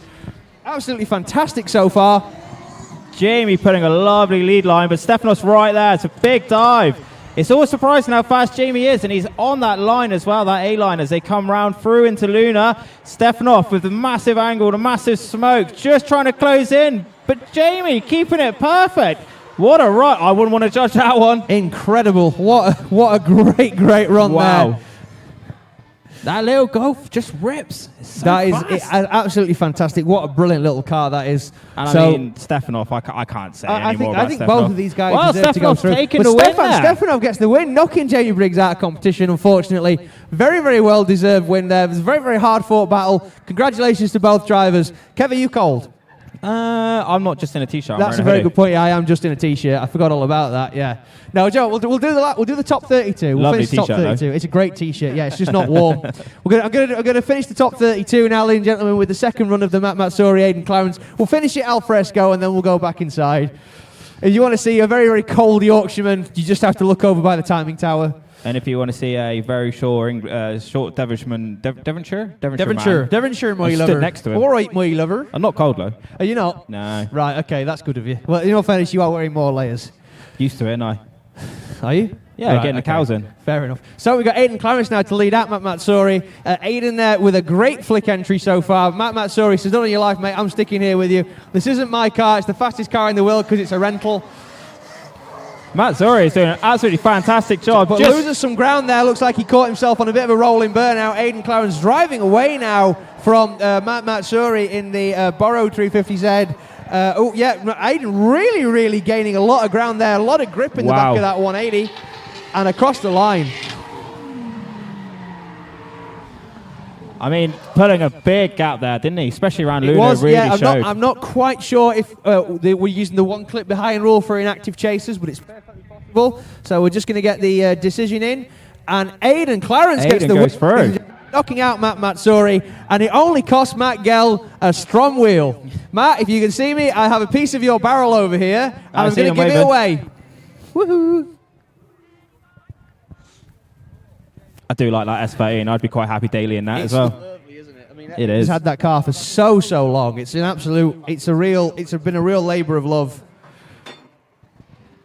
Looks like we're moving into our top 16 bracket now, and we have Jamie Stanton leading out Axel. So Jamie on that lovely lead line. Smoke everywhere from these two cars. The noise that's being produced right now. Oh, coming into clip 4 low, nice and wide. Axel on the inside of the track a little bit there as they come into Luna. Can he close that gap up and get on Jamie's door? But this is where Jamie is great. Look at the gap he's putting here. Jamie's always so fast around Luna. That was a great battle, though. Yeah, and Axel, another guy who's forgotten to check his bonnet pins. Oh, were they up, were they? Looks like one of the aero catches not fully seated there, so hopefully one of our track team will spot that as Axel comes back around.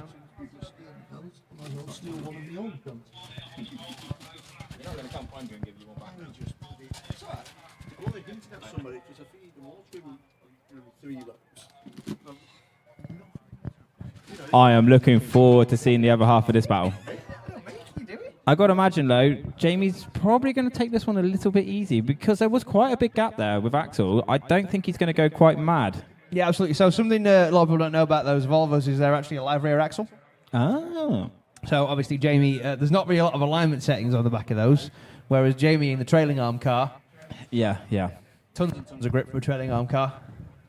But, I mean, we all know Jamie's a bit crazy as well, so will he be able to tell himself to not go mantle? Yeah, that's true. Yeah, he needs to wind it back a little bit here. So, I don't know if he will. No, I don't know if he will. I kind of hope he doesn't. Yeah, it'd be a lot more entertaining if he doesn't but obviously it's quite an expensive kit on that Volvo. I don't think he'll be too worried about that. Yeah. Axel with the flopping bonnet still. Fortunately, with it being carbon Kevlar, it only weighs about a gram. So, wow, very, very wide out to the edge of the circuit there from Axel. Jamie really sticking with him there. Axel, look at the dive there from Jamie Stanton into Rogerson's corner, bringing it out now nice and wide, powering down to Luna. Look at the dive from Jamie Stanton. The proximity, absolutely insane. Wanting to bend another expensive wheel and across the line. This is what I'm saying about Jamie. Around Luna, he can just get that car to dig and go. Like, there was no room there between those two cars. That was a wicked battle to watch. Incredible. So we're going to get them down to Princess GTEC. And Jamie takes the win. He's out the car. He's happy, though. He had a great time with that battle. Very well deserved win. Obviously, Axel reminding everyone that his car is left-hand drive.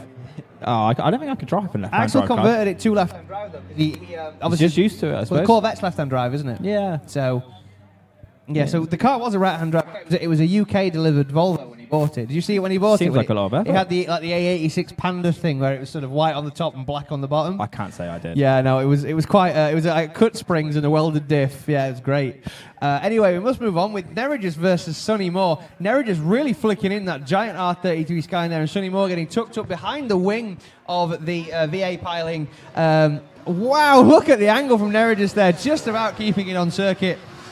Oh, a little straighten up there by Sonny, but he's closing the gap again as they come into Luna low. He's in the right place. Can he close that gap up and try and make what he best can of this chase run?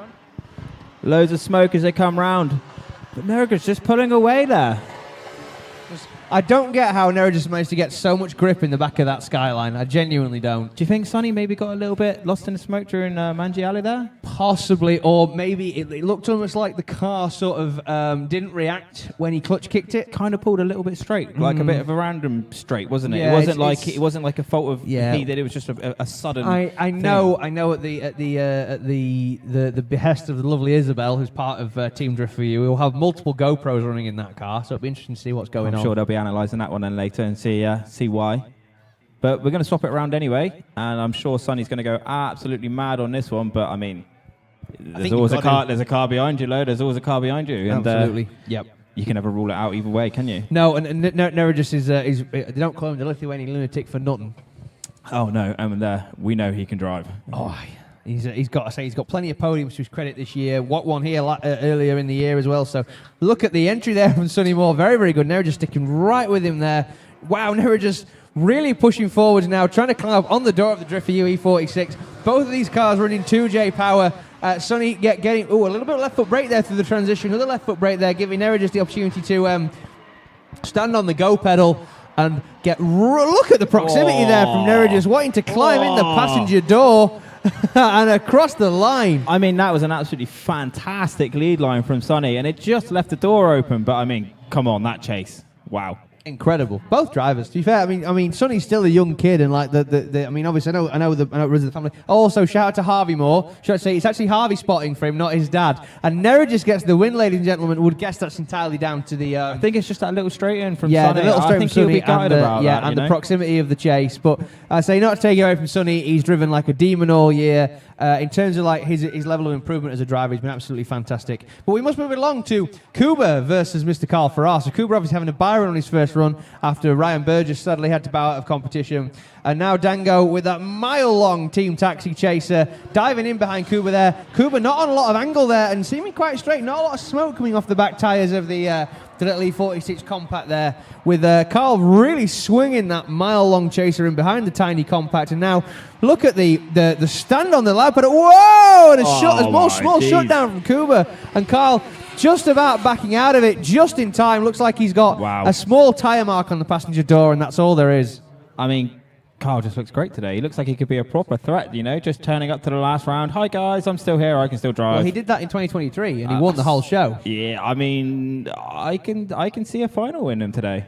Yeah, potentially. Like I say, obviously, I don't think Kuba's car running 100%. It doesn't seem anywhere near as fast and as fluid and as smoky as it normally does. You know, Kuba on Kuba's day is unbeatable. He is the line he can run is like, oh, okay, well, you're a great line driver. What you like in chase? Oh, you're amazing. And I think he's finally managed to get a full night's sleep now. Kiddo is a few months old. Obviously, Kuba and his partner Dominica just before the first round this year welcomed a beautiful baby girl. So. Congratulations, guys. We're going to swap the battle round now. So as they lead the line, so it's Dango to lead in Kuba. So it's a little bit tentative by Dango there as he comes in, but Kuba's right on the door as they transitioned into 2. Oh, throwing a big angle there by Dango. Kuba is doing everything he can to stay with him. A little bit shallow, but he's right with him as they go into 4. As I'm into 4 there, yeah, lovely line by both these drivers. Lovely transition, bumper to bumper as they come around Luna. Can Kuba close him in, or is Dango going to drive away? Looks like he's just putting a bit of a gap on him there, but what a battle. Yeah, that was brilliant. That was Kuba working really hard to force an error there, most definitely. I mean, I think I know which way this one's I've going. heard an anguished sigh come up from Matt Stevenson there. Sorry, no, that was Ed, was It it? was Ed. Oh, right. It sounded like it was in a Yorkshire accent. It looks like that's a bit of a deliberation on this one, so maybe they're seeing something that we didn't see. Yeah, potentially. I'm not. Obviously, it might be down to the fact that we didn't see who was at fault for the contact, perhaps. Yeah, very true. So, I mean, yeah, a lot of deliberation going on here. Oh, looks like we have a winner. And Carlo Dango! Fandango gets the win, ladies and gentlemen. He'll be buzzing with that. Absolutely. Yeah, no, really, it's a shame for Kuba, though, but, I mean, it's a competition, isn't it? Yeah, absolutely. Real happy with the Great 8 finish on his return to competition, most definitely. Hasn't done any donuts round Amber, which I'm really sad about, because he did it round me twice. What? Who did? So we're on to the next battle now. We've got Jojo with Chrissy nailen. Jojo in that borrowed car, throwing as hard as she can, knowing Chrissy is a very savage driver in the lead and the chase. But obviously Chrissy, the faster driver, closing the gap into 4. Whoa, right on the door, but Jojo's on a brilliant line. She's hitting every clip from where I can see as they come around into Luna here. Will Chrissy be able to slow it down behind her? That's the thing. But Jojo actually pulling away slightly there. Yeah, I think Chrissy chasing really hard there and then trying to dial some angle on to slow down. That was brilliant. You can see Jojo arm out the window. She's having a great time. It's great to see her back as well. Absolutely. I'm really happy that Chrissy's taken the other tail light off the car, not the one I bought him. Oh, right. That's good. Why did you buy him I bought him the offside tail light on that car because I made a bit of a dodgy red flag call when I was marshalling and Chrissy got hit. Oh, Harry. And I felt really bad because Chrissy's a close friend of mine, so I bought and sent him a new light. It's brilliant. And it's still there? Yeah. She's still there. Amazing. Did you sign it? I didn't sign it, no, but do you know what's crazy? I bought the last E92 light that we had in stock at the company I was working for, and a couple of weeks later, James Dean turned up. No, you're joking. No, kid you not. Not a word of a lie. You had to tell him no. I tell him I've got no E92 tail lights left, James, sorry. Right, we're going to swap this round now. This should be really good. I mean, brilliant lead line, brilliant chase line. What do? You spotter tells you, go for it. So both of them will be told now, go full ham. Do you know what's crazy? You've got a BMW with a Japanese engine versus a Nissan with a German engine. Yeah, definitely. Great that, isn't it? Yeah. So Chrissy flinging it in there. Very, very good angle so far from the Scotsman. Jojo not getting caught napping though. Really working that S14 hard to bring it up underneath the back wing of Chrissy nailen in HP Motorsport E92. What a run so far from nailen. Loads and loads of power. But Jolene says, not on your life, mate. You're not running away from me. You haven't got a chance here. Look at the proximity there from Jojo. Maybe she cut the track to gain it, or maybe she's just driving that hard. And look at that across the arm line. out the window. Wow. Brilliant. That was a run and a half. Can we just watch that again? That was great. Yeah. One more time. One more time. Where's Edgaris when you need him? I enjoyed that. Absolutely Jojo brilliant. and Chrissy will both be, they'll love that as well. There's nothing better than doing a good run with someone, you know. Sometimes you don't even care who won because you're both like, well, I couldn't have done much better. I know you put everything into it. Like, whatever it is what it is. Yeah, absolutely buzzing the pair of them. Just looking at some more battles. So there we go. That's the team. Oh, by the way, Car, look at that. Look at that pretty car out there. It looks gorgeous. Stuart Kirk actually has messaged me and said there are no team orders. No, never when you're battling your teammate. But look how pretty that S14 looks. Incredible. Better than that and horrible looking chaser. Then we've got Will Gibbs and Little Harry, which is absolutely going to be incredible. That's going to be mental. Oh, we got a And it's decision. a It's a one one more more time. time, people. What we wanted. Yes, go at it again. That was to be there. If you can't split them, send them again. I mean, we want to see it again. I know Alfie will be down there now trying to get the tyres sorted for Jojo and everything. Judges, I'm guessing that was not a one more time due to 2 mistakes. It was one more time because they were just very good and you couldn't split them. Is that right?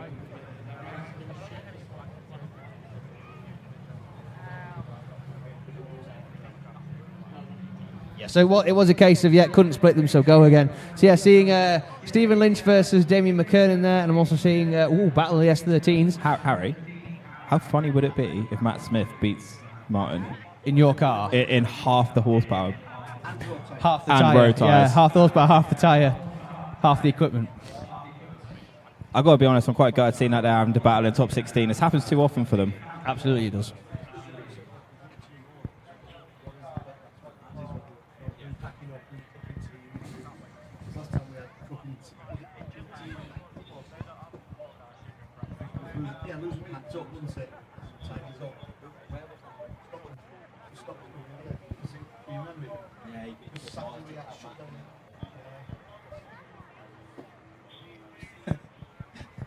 So very, very. Unfortunately, only a few people can see this, but I've been sent a fantastic picture by Matt Smith of him and Martin Wonnacott in the pits, giving each other a very friendly-looking gesture. Absolutely brilliant from both of them.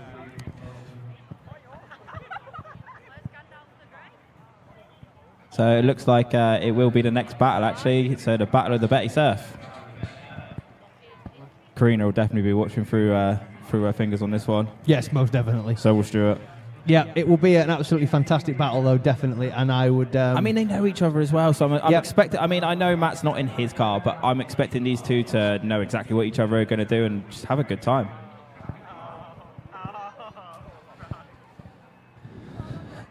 So Kev, continuing his out-of-body experience here. I just wish I could drive like that. few people are probably a bit sad right now. Who are like, oh, it's really sad when someone drives your car better than you. No, I'm buzzing for it, to be honest. I'm to be honest, I don't know at what point. It gives me hope that the car's fine. It's me. I just need to get better. I don't know at what point the statute of limitations is for me to stop ripping on Matt Gell about it, though. Like, hey, do you remember that time when Matt Sori out-qualified you in a car he'd never driven? Yeah, well, I mean, it just is what it is, isn't it? Yeah. Do you remember when it cost you a brand new Strom as well, just to add insult to injury? Because I do know he actually destroyed a Strom on the exact same, on the opposite side here at the practice day when he had a DV'd. So yeah, that was. Well, at least it'll be evened out now. He'll have two broken wheels. So it looks like we're just getting ready to send this battle now. Thumbs up. So here we go. So Matt Smith leading out, Martin Wonnacott. Obviously, Martin a lot more power. Matt into the first corner, looking nice, though. Nice initiation, but Martin right there, exactly what you expect. Oh, a nice big dive. Nice line low by Matt. Matt is putting on a lovely line for Martin, but Martin is right there. He ain't going to give him an inch. As they come into four, big dive, door and door, but Martin just dropping a wheel there. Matt, nice line around there, coming into Luna. So this is where I think we'll see Martin pushing that little SR-powered S14 round. A little bit of contact there. What a battle. Wow, indeed. I didn't even know what to say there. That was incredible. I tell you what, Martin won't be worried about scratching that car because he knows that it'll be me doing it anyway. So he's like, yeah, I'm having it. It's fine, yeah. We'll be able to replace like whatever livery he takes off. Exactly. And I'll tell you what now, Matt won't be thinking, I need to be careful with this car. He'll be like, I'm having him. I don't blame him at all. This should be a good second half.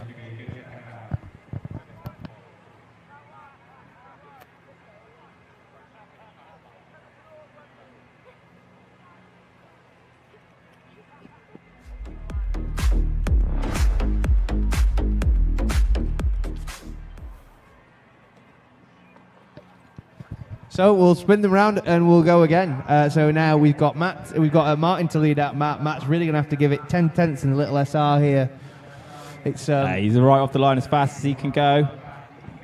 So as they come in, Martin with the nice flick in, nice and wide, but Matt is tucked up nice already. Flames coming out of that chaser as they come into two. Matt doing everything he can to close the gap. I don't think it's quite as close as Martin was, but he is there as they come through Manji Alley. Can he make a big dive into four? Those road tyres. Yes, he is there. This is a good battle. Flames everywhere out of that chaser as they come round Luna. I think this is where we might see a little bit of separation, though. Martin just pulling away on those Westlakes compared to those road tyres, but wow. Well, I tell you something. I think the guy from Betty Surf Shops won it. I would agree with that. I think someone from Betty Surf Shop's going through to the next bracket. Actually, we don't know. It could be one more time. Oh, to be fair, I mean, that was pretty damn good. Look at them getting out there. Yeah, this is brilliant, having a laugh with each other. Congratulations. There is a little bit of deliberation going on here as well. Good cuddles. This is not cut and dry. Is it cuddles or are they just having a fight? Yeah, wait, round of applause for Matt Smith and Martin Wonnacott, ladies and gentlemen. Absolutely throwing it all out there for you. Matt standing up on the car so people can see him. don't. Isn't it a plexiglass window in that? Or no. Have you got actual glass windows? Yeah. Oh my goodness. Absolutely fantastic. Yeah, and they still go down with the switch and everything. Oh yeah, I noticed you had the window switch in the centre. Yeah, real cool. We had a problem with ours where the window went straight up when we plugged it in because there's some water had got in and bridged the pins. Right, I see. Yeah, good times. Yeah, so managed to find a new window switch. That's brilliant. Yeah. The thing is, I've watched too many people in the boiling heat or the actual pouring rain with plexiglass windows having a terrible time, and I just either put my windows up, put my windows down. If you ever speak to John Salmon, the E46 compact John Salmon who drove with us at Teesside, if you say you're going to put Lexan windows in your car, he'll punch you in the face. Yeah, I think Matt Fitton regrets it a bit. Oh, we got a decision. It's a one more time, ladies and gentlemen. It's a one more time. Come on, let's have some clapping on the bank for that one. So they fought them to a draw. We'll go again. That's absolutely fantastic. Well done, brilliant. guys. Absolutely brilliant. Oh, hang on a minute. I don't know if I've got any tyres left. Oh well, I guess you better go and find some. But only if only there was a man who could take your place. Yeah. So we've got Will Gibbs now with little Harry. So nice initiation by Will. Harry right there, though, as always, closing that gap. How he does it in that truck, it just makes it look so effortless as they come through Mangiali. Will putting on a great lead line low, lovely into 4, nice and wide. Harry just closing in as much as he can, trying to hope he's as close as possible for Luna. As they come around Luna, Will just putting a gap there. I think that might be the semi-slicks first road tyres there, but Harry doing a great job. Absolutely fantastic. What a run there from both drivers. I think it's definitely a...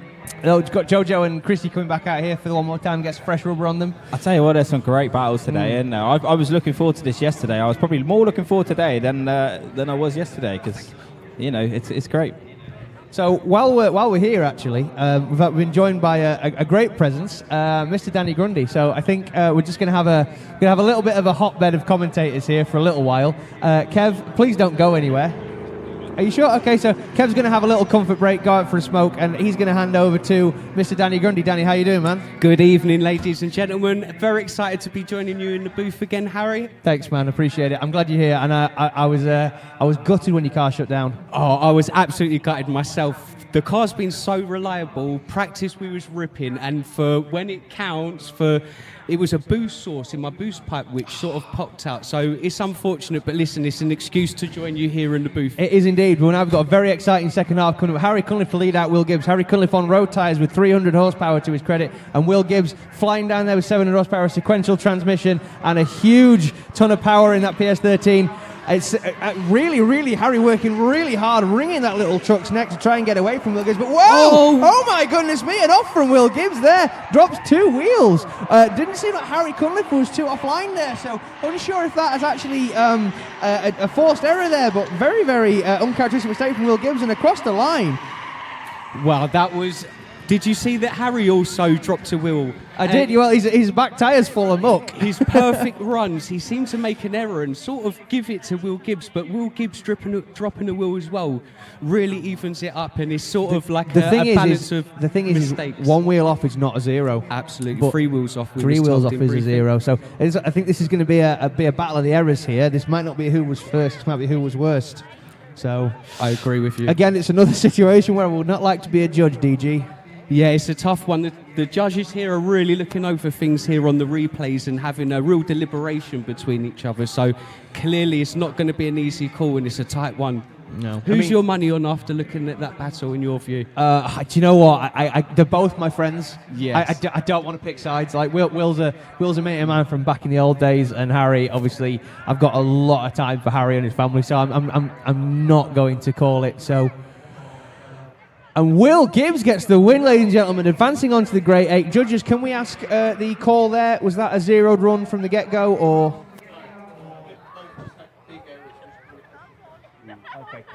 Okay. Yeah. Okay. So the second run effectively didn't count because both of them had cancelling out errors.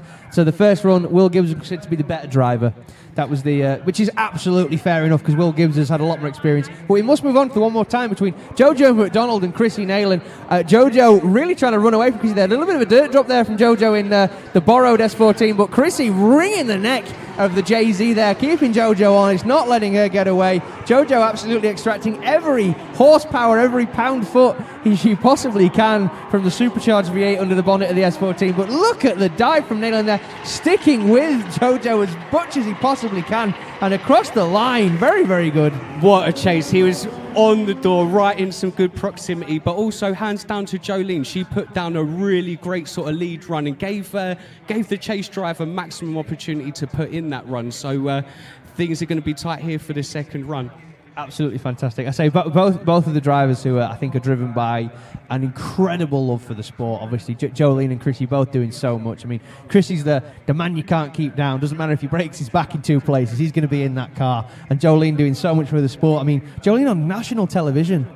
Unbelievable. Her and the XS Drift Academy, she is absolutely smashing it. And Absolutely. Do you know what? She deserves a lot of credit for that because she puts a lot of hard work She in. really, as they really come does. off the line, over to you, Harry. So look at the big weight transference there from Chrissy and sticking it right to the edge of the track. Jolene tucking up underneath them in the S14.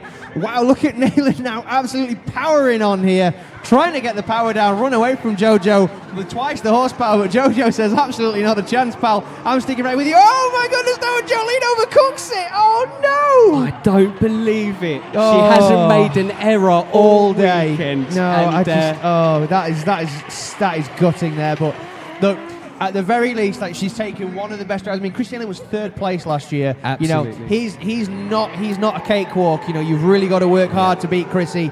And Jolene kept him honest and took it to one more time with her. Also to mention Jolene in a borrowed car which she's had no practice in, a car she's not familiar with. Yeah, totally I think different. She really done a great presentation of herself and what she's capable with. So I'm excited to see her on the grid perhaps next year in one of her own cars. That would be awesome. And Chrissy nailen gets the win, ladies and gentlemen, advancing on to the Grade 8. Jolene, very, very well done to you, Jojo. We're super happy to have you back, and hopefully we see you even more next year, my love. Look after yourself, and please, please, please come back.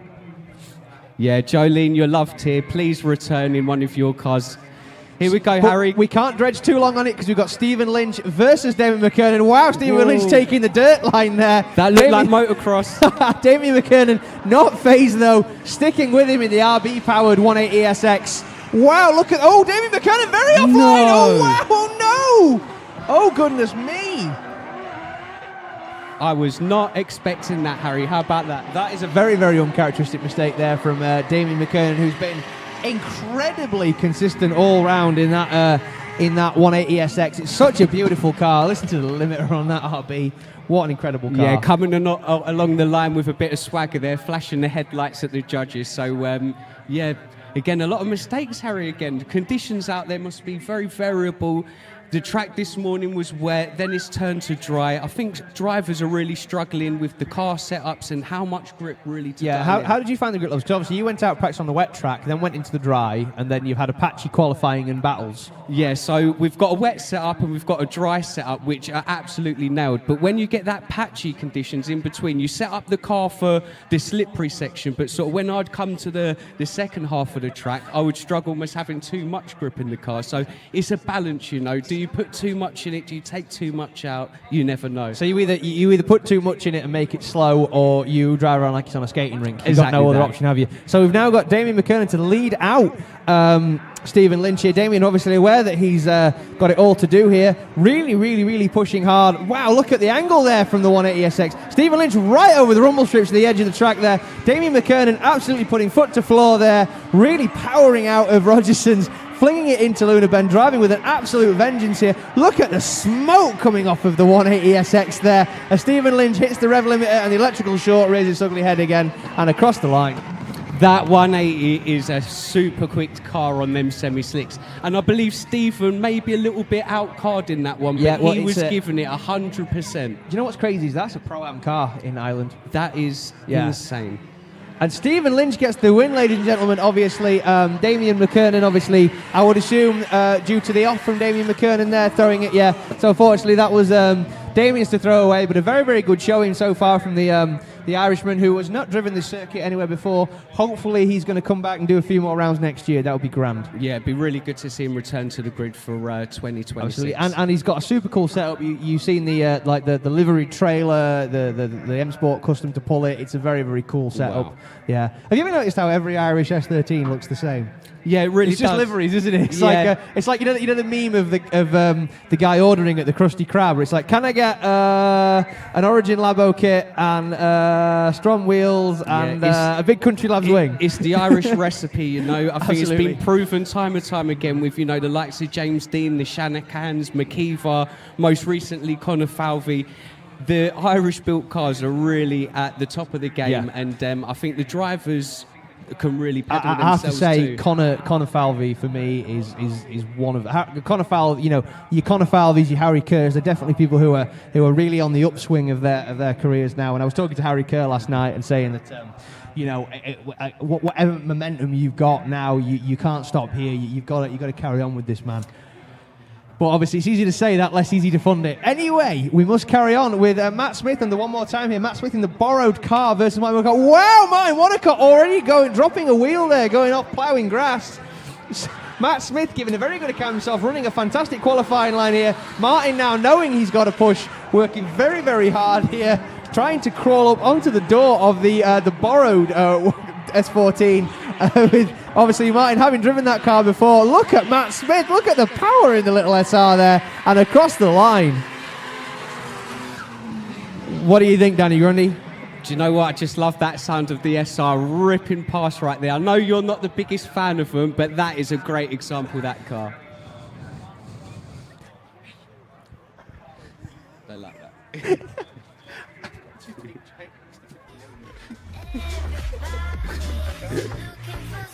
So yeah, like I say, that was an absolutely fantastic battle there from Martin and Matt. Good friends off the track, absolutely fantastic drivers, the run of them.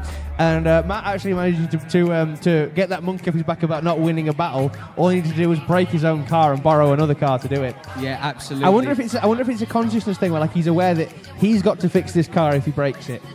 Maybe that's what it is. Whereas like the fastest, PJ O'Rourke always famously said, didn't he, the fastest car in the world's a rental. Of course. So yeah. yes, maybe that's the case. Do you like this bit of strong wheel that I've been given, Danny Grundy? Is that what that is? That was one of Matt Gell's Stroms, so that got fully Matsuri'd. Christ. I mean, in 15 years of running my XXR wheels, I've never done that No, before. that's true. Yeah, apparently the Stroms are supposed to be unbreakable, but I don't think anything's unbreakable when your name's Matt Matsuri. Here they go. Drivers leaving the line now. So Martin Wonnacott now to lead in Matt Smith. Martin keeping it on the straight and narrow this time between the ditches. Nice jet of flame there from the screamer pipe of Martin Wonnacott as Matt Smith tucks up behind him. Martin not as deep as Matt, it must be said.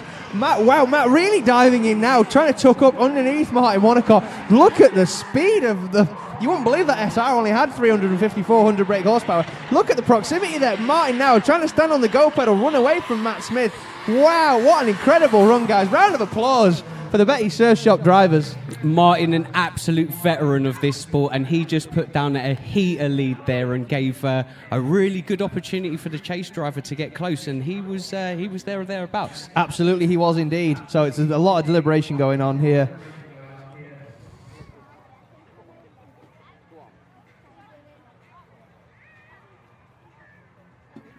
The judges are here just having Real deliberation, looking yeah, over a couple of replays. Got angry Yorkshiremen and two angry Southerners having an argument.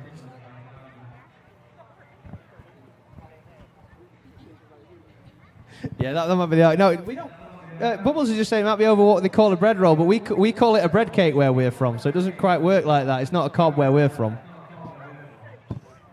What do you call a circular piece of bread, Danny Grundy? A circular piece of bread? Yeah, you know, like when you get something like that you slice in half to make a sandwich. What do you call it? Like a baguette? No, like a bread. We'd call it a bread cake. What would you call it? Bread cake. I'm a little bit lost. I don't want to embarrass myself on the microphone. Okay. Well, when you go and get like a breakfast sandwich, right? And the bread that they put like a breakfast sandwich in, what do you call it? A roll? No, we call it a bread cake where we're from. A bread cake? Yeah, okay. So does it come with a cherry on top? Oh, give it a rest. It's not got marzipan in it, blah, de blah, de blah. It's not a roll either. A roll's long and thin. As the judges are still deliberating, I can see we've got Stefano and Aidan Clarence. Be a very good battle That'll indeed. be Battle of the S13s. There's a lot of deliberation going on here. I'm seeing headsets wobble. And Martin Wonnacott gets the win. Matt Smith 0-2 against his teammate, unfortunately, but doing a great job there in a borrowed car. Very, very well done. Martin advances to grade A, wave to the crowd. Ladies and gentlemen, give Matt Smith and Martin Wonnacott a round of applause. They worked so damn hard all year. They have the coolest pit setup, the coolest cars. I'm a huge fan of both those guys, but we can't dwell too long because now we have Stefan Stefanov with Aidan Clarence, the giant killer, trying to get right underneath the back wing of the incredible Dream Car giveaways 2JZ200SX with the monster grippy tyres on the back. Aidan Clarence working that little 1J under the bonnet of his very, very, very hard indeed. Really, really pedaling that car, but just not having an answer for the incredible pace of the Dream Car giveaways 180SX. I mean, Danny Grundy, you've chased Stefan before. Yeah, listen, that car, the power, the spec of that car, it's a race car. And little do you know, an interesting fact, Aidan, that is his road car, and that's a car he bought 15 years ago for £500 Do you know what? on eBay. I did actually know this because Aidan actually once filled out an entry form with commentary information on it for BDC, Right. and I was like, God, he's had that car since he was 14. So Aidan used to finish college, and when I used to go to Arena Essex, Aidan would sort of tag along with me and come and ride in the passenger seat. And at the end of the day, I'd give him some cheeky skids in the corner. And to see his progression and literally pushing around the big guys of awesome, the pro that, man. class That is is so so great cool. to see. That But they're is so just cool. leaving the line now.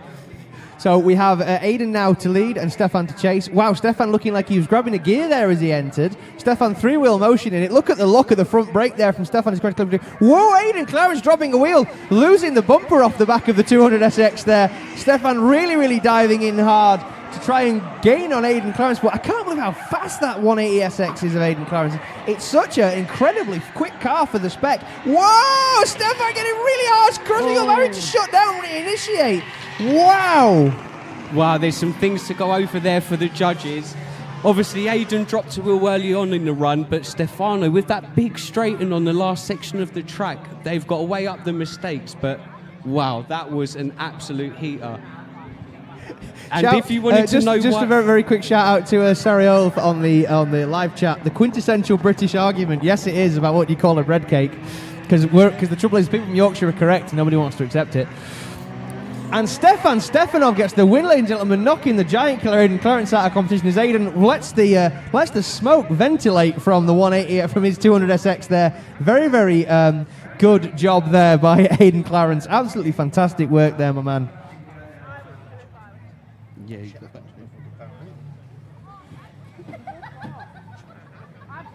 Yeah, so me and Harry are just trying to get the live stream up so we can look at some comments and give some shouts neither one out. of us have actually been able to think to bring a charger, so we're not very clever apparently. I think I fell asleep last night without putting my phone on charge. So, yeah, Kev also showing me 8% battery, so he's got 6, I've got 7, and Kev's got 8. That's great, that. I wonder if anyone's got a USB-C on them.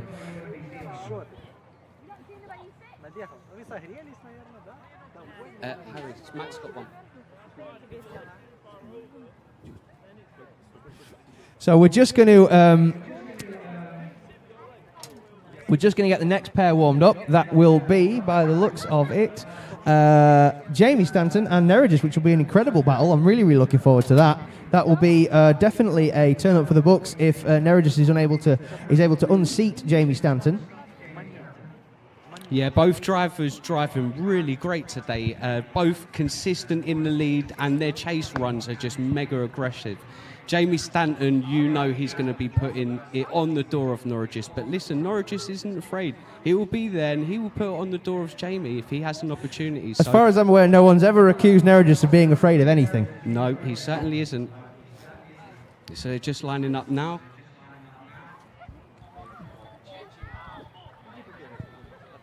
Oh, incidentally, just while we've got a second downtown, I need to give a little shout out to the wife of one of our drivers, Rachel, the lovely partner of Mr. Jack Chapman. Rachel, was aware it was your birthday on Friday, so happy birthday from all of us at the Drift League GB team. Thank you for spending your birthday weekend here drifting. We do appreciate it. But we must carry on with Jamie Stanton. Look at the speed from Jamie Stanton here. Both of these guys high up in the points, podium finishers. Jamie trying to smoke out Neris, play him at his own game as they fly into Rogerson's. Absolutely gripped up to the nines, that little E36, wagging the front wheel. Really, really flying in now, but Neris just trying to clamp on the door, but Jamie Stanton says, not on your life, mate. He's powering out of there, right on the lock stops and across the line. What a great run.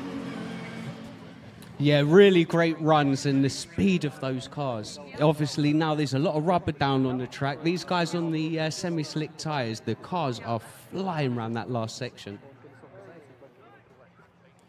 I tell you something, that the amount of grip in those two cars, I'm fairly certain if you put them on a drag strip, they'd get a 9-second quarter. I think you're absolutely right. When they're coming around that corner, it almost looks like free-wheel motion, the traction that they're building on the rear of them vehicles. So as they just come back to the start line, regrouping themselves, be a big deep breath, and away they go for the second run. Absolutely, what an incredible pair of drivers. Like I say, I'm so jealous of them being able to do this, but green is not my colour. What an incredible entry there from Neris with Jamie tucking in behind him. Jamie, whoa, look at the aggression from Jamie Stanton there. Absolutely slam on his door from the get-go. What an incredible run so far. Brilliant showing. Whoa, look at the right. Oh my goodness me! And a contact. Was there contact between the drivers? I think that was contact from what I saw. Jamie just was all over the door, but listen, it's always a balance. You can be too aggressive, and in my view, he was a little bit too aggressive there, and it was him that caused the contact with Norris, and he pushed him off the track from what I saw of that. Yeah, I saw that. I think it looked like it was a super aggressive jump there from Jamie, and it just didn't pay off. So whether Neris was on full throttle as Jamie expected him to be, that remains to be seen. But I think it's definitely a possibility that maybe Jamie's to lose.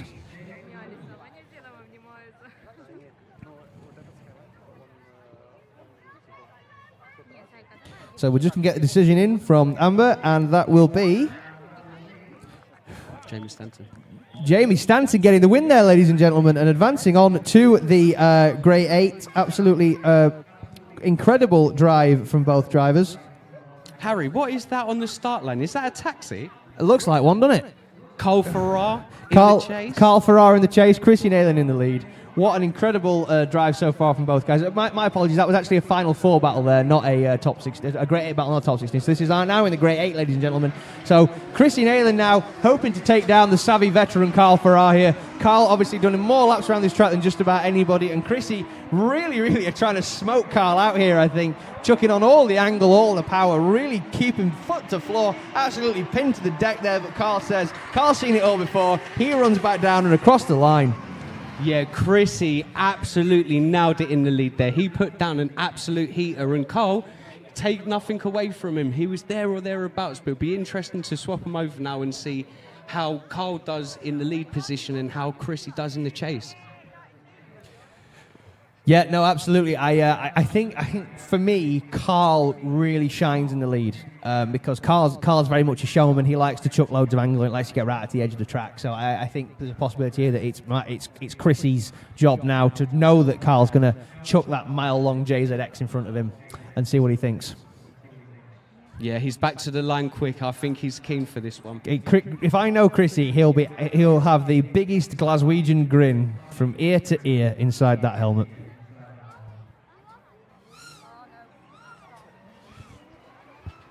And what a flick entry there from Dango, but just catching the handbrake a little bit there to try and slow himself up. Chrissy sticking right behind him. Chrissy over-angling. Oh, my goodness me! And Chrissy with the arm out the window.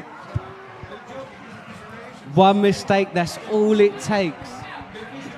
Thomas, leave it.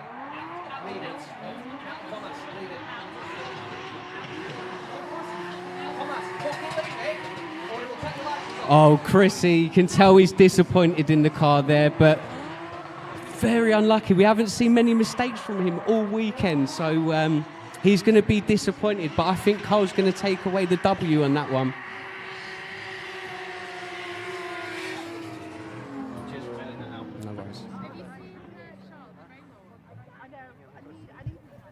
So I guess we'll see. Yeah, I think unfortunately that might have been Chrissy's to throw away there. Chrissy parking it on the bank, not where you want to end up. You'd like to end up parked up on the finish line, surely. Yeah, honestly, the car hadn't finished rotating and he had his arms in the air. He must be gutted that he made that mistake. But listen, there's a lot of pressure on these drivers and the cars are hooked up. It's easy to make a mistake. Absolutely, and it's very difficult to undo that mistake once you've made it, particularly if you end up facing the wrong direction.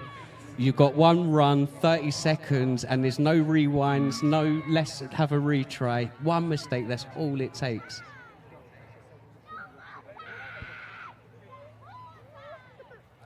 And it goes to Mr. Carlo Fandango. Carl Farrar gets the win, ladies and gentlemen, advancing on to the Final Four. Carl having a great day out here, just attending the last round. So is this Carl's first round that he's competed in Drift League this season? It is indeed, yeah. Obviously, Carl, a previous champion, and also Carl has a bit of a habit of doing this, rocking up to the last round and upsetting the apple cart. Carl did it the last time, actually. He won here.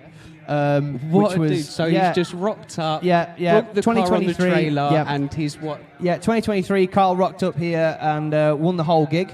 Absolutely amazing. What a driver.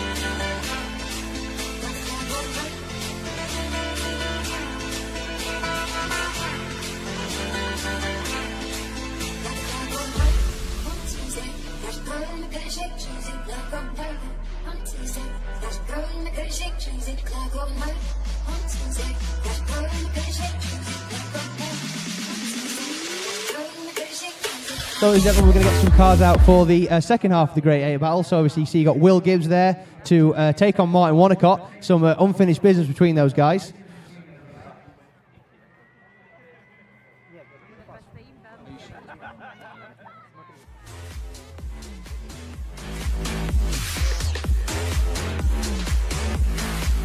And then looks like the second half of the Great 8 is going to be a real humdinger there. We got Stephen Lynch on the go. So Stephen Lynch is going to take on Stefan Stefanov. I'm really looking forward to a Stephen Lynch Stefan Stefanov battle. Two smoke machines. Absolutely. We're not going to be able to see the track once these guys are finished. Looks like Will and Martin have a bit of a grip race there past the judges' box. Again, another pair of cars that are so gripped up, I genuinely wonder what quarter mile times they post. Yeah, there was some horsepower that just roared past the booth there. I wonder who's the fastest driver on foot. On foot? Yeah. Well, funny enough, in one of the events that I've done this season... you had to sprint a part of the track, didn't you? Yeah. So I lost the final, but I won the running race. So you did, actually, yeah. At least I won something that event. To give Danny Grundy his credit, Danny is quite a good runner, even if he did have to do it with his lid on. Yeah, so. give it to Huey. I didn't jump the start at all, if anyone asks. Where I was stood, it seemed like you put a foot forward, but we'll let you off, Danny, seeing as Huey is technically, 15 years younger than you? Absolutely correct. Yeah. Absolutely correct. So we've got the drivers in the burnout box, getting some heat into them semi-slicks, trying to scrub them fronts, get any sort of loose rubber, any tyre debris, anything that's going to hinder them on this next run. So the tyres are hot, the engines are roaring. Let's get ready to send this battle. Because the tyres are the loose marble tyres are effectively ice. If you guys don't scrub them off your tyres, you're going to find out that you have no front end grip, especially if you go across them, and you coat your front tyres. It's genuinely one of the worst things you can find. But we will set off. We've got Will Gibbs to lead in, Martin to chase. Will with a good weight transfer entry there, keeping Martin just at arm's length, trying to make sure that he's got plenty of power. But look at Martin diving onto his door in the Betty Serve Shop Chaser. Absolutely fantastic so far from both drivers. Martin really swinging it in there, but starting to open up a bit of a gap there between Will Gibbs. Will Gibbs on the left foot brake there just to keep the car settled through Rogerson's. firing that car now through the transition into Luna. Will opening up a gap there, which is very surprising. Not many people get to run away from Martin Wonnacott, but Will is doing a manful job and across the line. Wow, Will's car looks so fast. Him and his dad must have all the grip dialed in that. But Martin, no slouch. He was there or thereabouts, but I think he was struggling. He didn't have the proximity that we both know that he wanted to have, and he wasn't on the door. So let's swap him over now and see if Will can execute a really good chase run and get it on the door of Martin, and that might just seal the deal on this Of course, battle. yeah, Martin, the defending champ as well. So obviously Martin it's his championship to obviously I'm obviously aware that Harry Kerr has sewn up the 2025 series, but Martin did a great job in 2024 and was able to take the overall title. So obviously Martin's sad that he's not going to make it a twofer, but obviously he's definitely got a vengeance in him to get on the top step of the podium at an event this year, no question about that.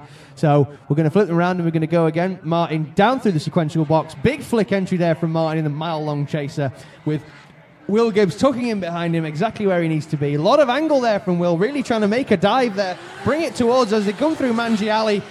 Will absolutely firing that PS13 down there and not slouching at all, but Martin coming away from that clip incredibly quickly. Tons and tons of grip in the back of that chaser, but Will now seeks to stand a lap. But look at the gap Martin's pulling there. Wonder if he's up the boost setting there and across the line. What a run. Martin did put in a very impressive lead run there, and Will, I would like to see him a little bit closer, but you could tell he was giving it 100% to get there, but tough one for the judges. They're just looking over some replays and having a deliberation. This one is not going to be an easy call. So there's a lot of hushed voices over there. I'm hearing X opinion, Y opinion, Z opinion. So I guess we'll see what on earth is going to go on with the decision here, because it could go either way. It can. It looks like it's a close one, but can we just give it a shout out to our crowd out here, just looking out the bay window here? I didn't realise quite how many people was here. Thank you very much. Everybody on the bank, please big up yourselves. Thank you very much for sticking with us this weekend through the changing weather conditions. Thank you for coming down to Track Invasion, meeting some drivers, signing some autographs, collecting some merch, making these guys feel like celebrities. Genuinely, thank you very much for sticking with us, guys. Absolute credit to yourselves. Round of applause to yourselves for the crowd, ladies and gentlemen. Thank you very, very much, all of you. Absolutely. Not even the wind, not even the rain. These fans are hardcore, and for them to still be on the hill and cheering is... nothing can dampen their spirits. It makes it really special for the drivers out on track. It really does. I think hearing you all pumped up, it really gets the drivers fired up inside the cars. But it looks like we might have a decision coming in. We've got a winner. And it is... Martin Wonnacott for the win, ladies and gentlemen. Very, very, very well done there to Martin. That was a very hard-fought battle there. Will keeping him honest all the way down. But Will, obviously, that car now really singing for Will. I think he's super happy with how it's performing for him now. It took a while to get that car dialed in, but he's got it singing now. Yeah. Incidentally, we must move on to two smoke machines leaving the line now. Stephen Lynch in the Psycho Fighter versus Stefan Stefanov in the Dream Car Giveaways 180 SX. Stephen Lynch, look at the smoke from both of these cars. I can't see Stefan Stefanov through Mangiali. There he is through the smoke. Stefan pushing super, super hard here to stick right on Stephen Lynch's door. That is a very, very, very brave place to be. Look at the dive there from Stefan Stefanov. Now Stefan needs to step on the go pedal, but Lynch definitely trying to keep Stefan at arm's length and across the line. Whoa! Oh, I think Stephen went a little bit deep on that last curb. Might have been quite a little mistake, but the smoke from both of them cars, that was some horsepower on show here. I think he zigged when he should have zagged there. I think he zigged when he should have zagged, as you said there, Harry. Yeah, that was possibly. But the question is, though, was that past the line? Because it's a tough one, because from where we're stood, we've got no perspective on where the finish line is. So there's a possibility that may be fine, and it was just the case that he dialed on a bit too much angle and washed out. So, but again, this is all hearsay because we are commentators, and we can only say what comes into our brain at the second it comes into our brain. We don't have the luxury of being able to consider what we say. We have to think on our feet. Yeah, thinking on your feet. And we also don't have 3 screens and 2 laptops out for the guys to review. One of those screens was supposed to be ours, by the way. So they stole our screen, Harry? They stole more than our screen.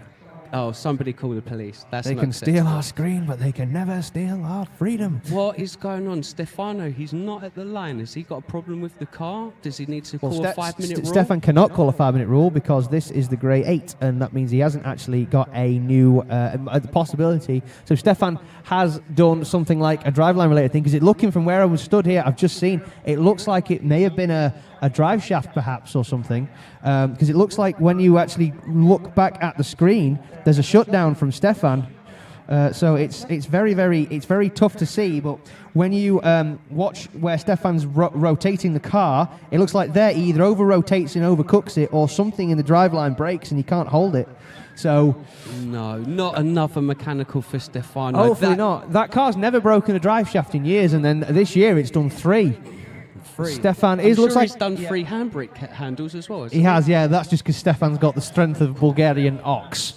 Yeah, that is a strong man with a strong right foot, Stefano. He is. He's crazy. He's quite a small bloke, but he's one of those like sort of he's the wiry kind of strong, you know. You see him in the pits, he's just so chill, just relaxed, and then you see him in that car, and you borderline think, is it the same person? But he is an absolute demon inside that car. Absolutely. And with all that power under his right foot and the spec, he's got every opportunity. But Stephen won't make it easy for him. Stephen's going to be giving it 110%. It's all to play for now. These are the big boy steps on the podium. Although there's something I've noticed is there's a recovery truck doing a 3-point turn there.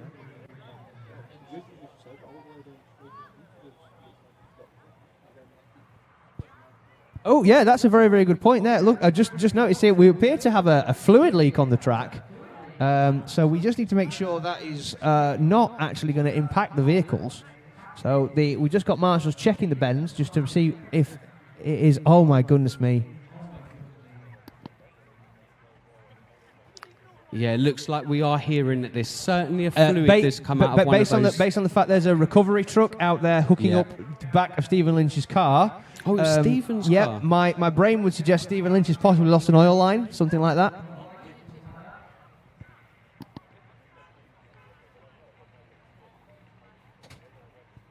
So, ladies and gentlemen, we will give you updates on this situation as it develops, but we have our assessment team coming out to have a quick look at this. So, yeah, fair play to the track officials here. They won't send any drivers if the conditions aren't safe to do so. So they'll take a quick lap, have a look at the sort of conditions, if there's any spills, oil, coolant, and they'll obviously put down some, what is it, power absorption powder? I presume? Yeah, they're called spill granules. So they're sort of it. don't ever get them wet, which is definitely the worst thing you can do for spill granules.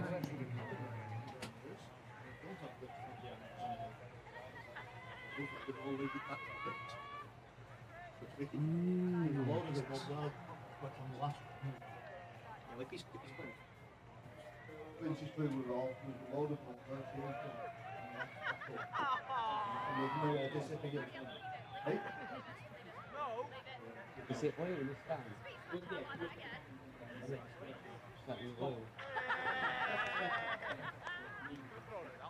Right.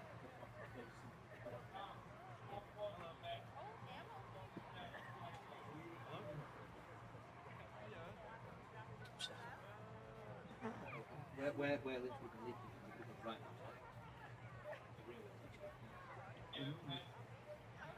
That explains why when he got here and he crossed Lynch's path. As soon as you went over the line, but it was a big snap back. Yeah, so, ladies and gentlemen, just while we are on a hold, just to assess track conditions, we have got our esteemed leader there, Gordon, just going out, checking the circuit. Gordon's been running drift events now for, so many years I couldn't even care to mention. So Gordon will make a dynamic assessment on what needs to be done remedially to make sure the track is safe, and we will go from there, guys. Yeah, Gordon, not only just an event organiser, he does actually do some drifts himself, so he's a good man to have out there, checking the conditions and making sure we're ready. We've got some good conditions for the next battle coming up.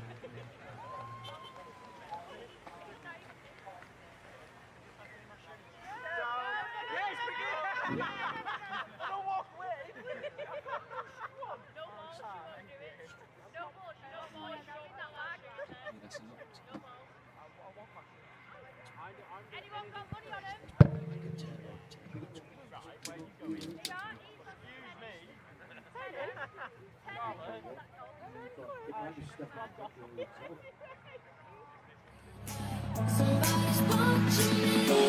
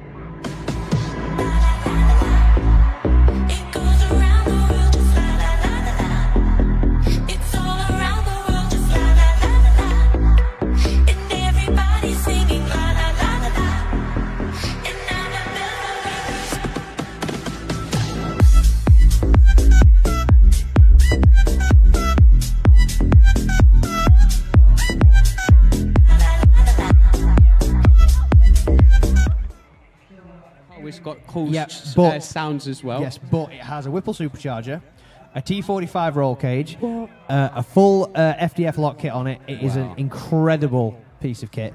720 horsepower at the wheels. 720 Apparently the supercharger is so big it needs 100 horsepower just to run it. Christ, that is really impressive. Incredible. That is. Yeah. It's equivalent to having a 1.6 MX5 just to run the supercharger. Yeah, I think this is going to be a big ask for Cole because Jamin Stanton, he's right up there in the championship. He's proven that he is the man. And Cole, it's his first event back this season into Drift League. For him to knock out Jamie is going to be like a giant killing. But we know Cole, we know he can do it. But what would Dango do is what I ask you. What would Dango do indeed? So Jamie Stanton actually turned 30 in the time between the Pembrey event and now. So Jamie had his 30th birthday, so it's crazy because me and Jamie would have been the same year at school. Oh, interesting. Yeah, but Carl, obviously, I don't want to say Carl's age, but it does start with a 5 now. I don't believe that for a minute. Yeah, so it's a good bit of a way towards being a 6 as well. So it's kind of an old school, new school vibe here. But obviously, I know you and Stanton go way back to King of the Ring days, and oh yeah, me and Jamie, we have had so much fun over the years in BMWs and now competition cars now. But the drivers are leaving the line, Harry. So we've got Jamie with a big weight transfer into there. Lots and lots of angles so far from the E36 BMW there. And look at the dive from Carl Farrar. Oh wow, Carl going kind of wide though, dropping wheels, possibly getting lost in the smoke, having to straighten there and reinitiate. Very, very uncharacteristic mistake there from Carl Farrar. But Carl getting crossed up on the inside of the circuit there, maybe not expecting the pace and the grip of Jamie Stanton. Carl really, really pedalling that chaser to stay with Jamie Stanton. But sadly, I don't think that's going to be the run that Carl was hoping for there, because, I mean, let's face it, it's Jamie Stanton. You've got to push hard, and if you don't push hard, then you're going home a 0. Absolutely. I feel Jamie in the lead. He put down a really good run, done himself proud, and Carl just coming into that second clip, he seemed to just make an error. He was a bit deep, whether he dropped a wheel onto the mud and lost that traction, but there was 4 car lengths that Jamie seemed to put on Carl there, and that is a great chance for now them to swap over and to see if Jamie can take that section of the track and really dominate and put it on the door, where Carl, he struggled in that section. So be interesting now as the drivers line up at the line ready for this second run. Yes, absolutely. We're just going to replace the cone that Carl Farrar very kindly relocated for us. And we will, once that's all ready to rock. I've had a message from Karina Wonnacott here. Nothing wrong with older people. Martin's 52. Yeah. I didn't say there's anything wrong. I was just saying that his age starts with... Yeah, how cool is that? We've got the likes of little Harry, 13 years old, and then we've also got older, more veteran drivers, you know, so it's never too old to do cool stuff, and hats off to the young drivers and the old ones. So we're going to get the thumbs up from Dale, and we're going to send them off. We've got Carl to lead, Jamie to chase. It's Jamie's to throw away here. Carl flinging it in. Good entry there from Carl Farrar. Well, obviously getting that mile-long chase to swap quickly across the track. But Carl coming away very, very shy of clip 2 there. Not where the judges want to see. Through the Mangielli there. Carl very fast, but not on as much angle as Jamie ducks in very, very quickly there. Pushes really, really hard onto Carl Farrar, but Carl managing to stand up and try and open the gap there. But look at the aggression from Jamie Stanton. He wants blood and across the line. That was a great run. Carl, I felt, done a really good lead. And Jamie, I think after being a bit too aggressive in his prior battle to this one, I think he was just playing it safe slightly there. But Jamie Stanton taking the win. Congratulations, Jamie. He's moving into the final now, but commiserations to Carl. He has done himself proud. He has a chance. He does have a chance to get himself the 3rd step. Of course, yeah. So there's still a spot on the podium available. So they'll be battling it. He'll be battling hard to try and to take that spot. That's for sure. There's a possibility we could have some JZX on JZX violence here if whoever wins out of the Stephen Lynch Stefan Stefanov battle is able to get past get past Martin Wonnacott. Absolutely.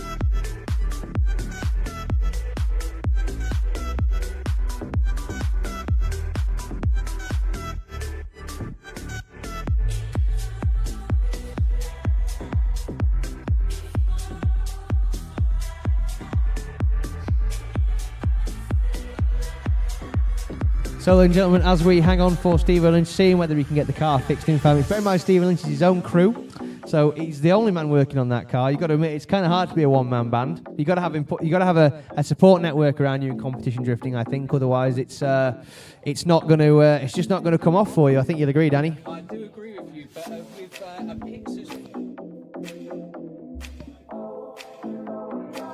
No, I totally agree with you, Harry, but with a pits as full of cool people and drivers and teams as we've got here this weekend, I'm sure there will be no shortage of people offering a hand, a couple of parts to try and get him back on track and make this battle against Stefano. Stefano is just sitting chill as a cucumber, ready to line up. So really interesting. From what I heard, I think Stephen's got less than 2 minutes of his 5-minute rule. So they'll be battling over there to get that car ready and get him out on track. Have you ever noticed that you can always find your box of copper washers when you don't need it, and then when you need it, like when you've got a brake caliper that's peeing fluid, or you've got an oil drain, plug that you need to change, you'd have an easier time finding, the meaning of life than finding your box of copper washers. It's absolutely insane. Like, your copper washers just stand up, walk away. No, it's just, as you say, it's always like, as they say, sod's law. Like, when I had my 5-minute rule against Axel, I was just trying to find a bit of silicone hose because it was a boost source that popped out of the boost pipe. So an easy fix, but I'm literally just throwing items out the back of my van like a madman trying to source that. Yeah, but, you'd be amazed at what people can do in a 5-minute rule. But no, the team got it sorted. I got back on track, and we put on a good lead, but at a 0 deficit to with Axel. It's always unfortunate when you lose a battle to mechanical failure. I think you'd agree that you won't ever moan about the other guy being better, but when you lose it because of your car, that can really stick in your craw. I think you'll agree. It's a tough one to take, but I feel like the car's been so reliable up until that point. And why is it that you do like 2 days of practice and 14 runs, and then the one run where it really counts is the time when it sort of goes wrong? But it's just one of them things. It's motorsport, but we got it fixed. The car's working now, so we can put it on the trailer and look towards some of the other events coming up. Yeah, which will be interesting, obviously, guys. The people call it the off-season, but for a lot of these drivers, the off-season doesn't really exist. I know a lot of these guys will be dusting their practice cars off and heading off up to Driftland for their Clutch and Cash series.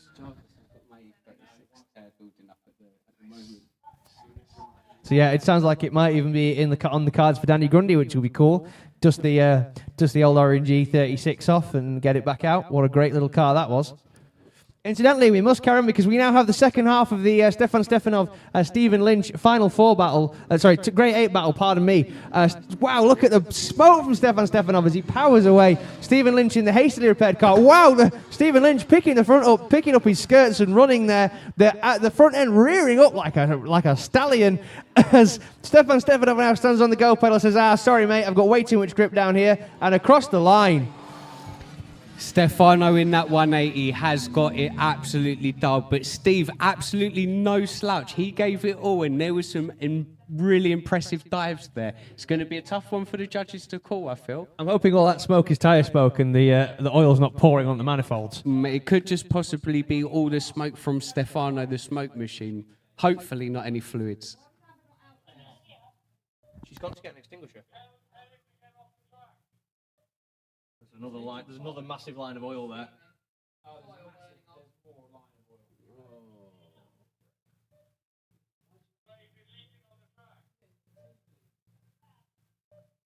There's another fucking huge line of oil there.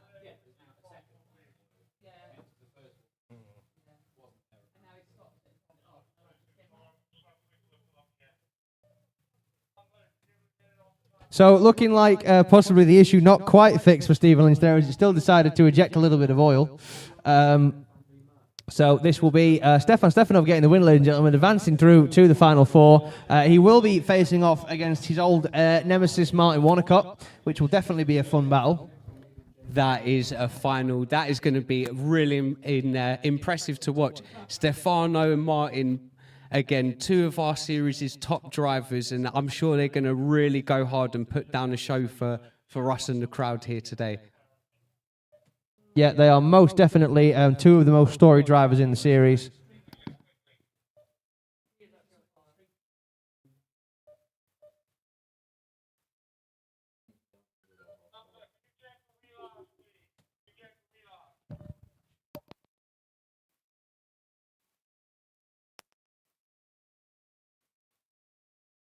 He is not. Oh no, he doesn't. He doesn't have it. This is the last battle of the Great Eight. Don't forget. So this is the last battle of the Great Eight. So this is Stephen Lynch going home and putting his car on the trailer. Hopefully, getting it up there before it.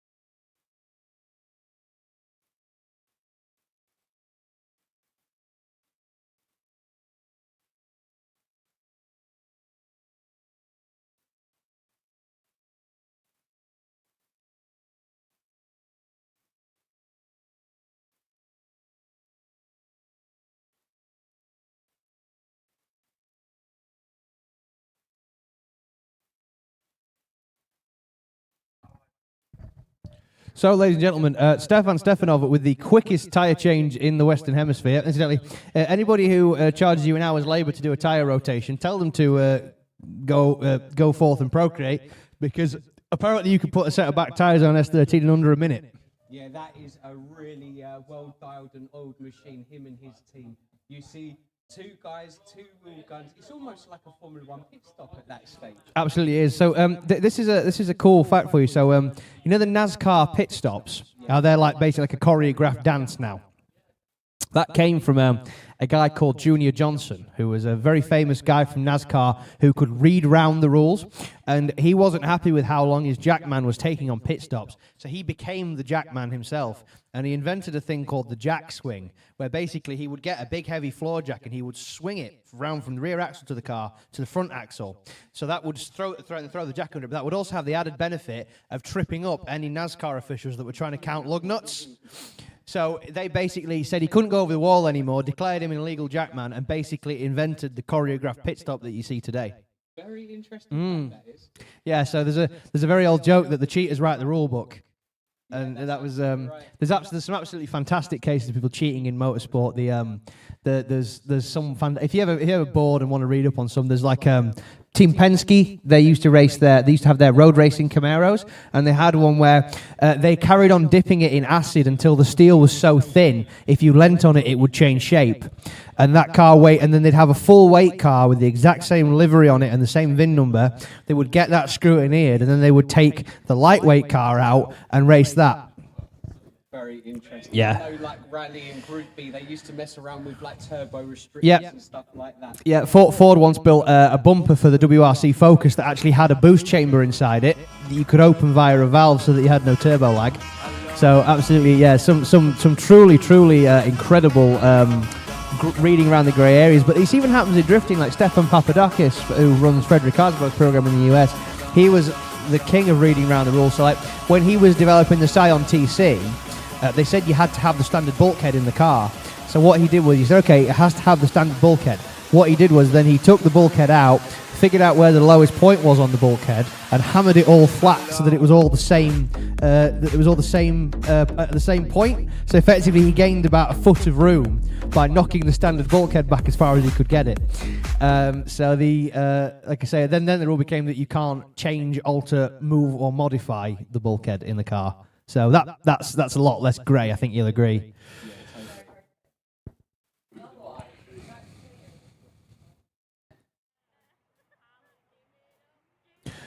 So we're going to get these guys warmed up.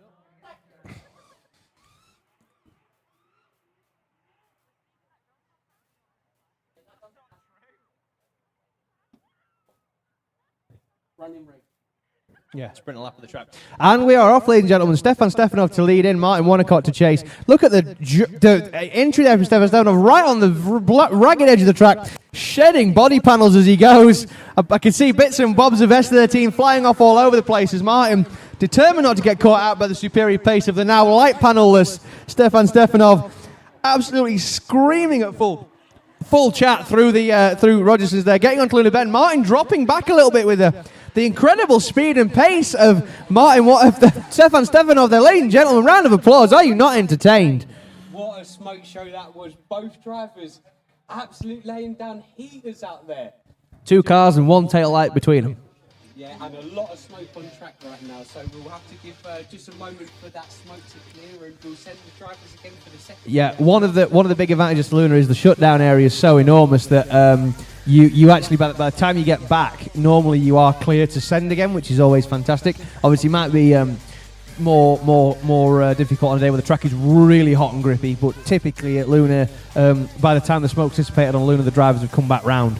So that's normally one of the main advantages. So we get the arm drop from Dale, and away we go. And now it is Martin to lead, and it is Stefan Stefanov to chase. Look at the entry there from Martin Wonnacott. Whoa, Stefan coming in almost backwards behind him there. Very, very strange chase angle there, but what the judge will reward remains to be seen. Jets a flame out of Martin Wonnacott's car through Mangiali. Stefan sticking right there with him. Stefan on the foot brake, trying to drive through Martin Wonnacott almost with another jet of flame from the screamer pipe of Martin Wonnacott. Look at the proximity there from Stefan Stefanov. He is out to take the scalp of the Betty Surf Shop chaser and across the line. Stefano knocking on the door for that last section of the track, but Martin absolutely giving him every opportunity with a really, really good lead. But Stefano, he is fired up in that car. And Stefan Stefanov gets the win, ladies and gentlemen, advancing on to the final. Means Martin Wonnacott and Carl Farrar will be having JZX on JZX Violence. That's going to be a great battle. How are you excited for that? Two absolutely mile-long Toyota chases thrown their way through the most technical circuit on the calendar. What could possibly go wrong? That's going to be amazing. 2 very similar cars with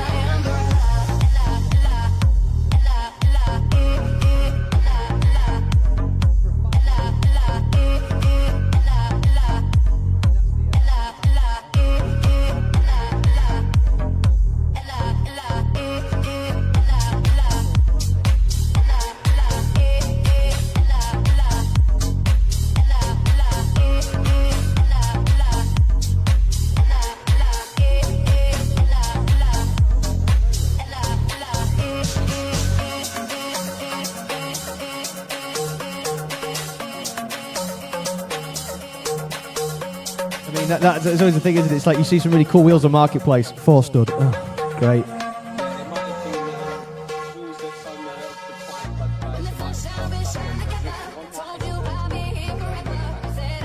They do indeed. They're fantastic wheels.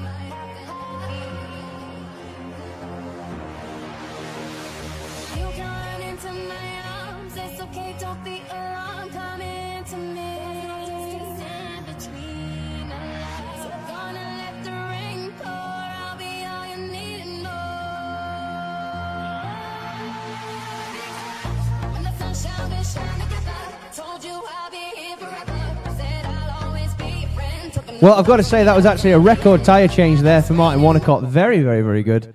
He did not hang about there even slightly. No, him and his team there have got it absolutely dialed. He was in and out very fast there. The fact that I know that Brad is one man doing 2 wheels, but I mean the speed of Martin's crew there.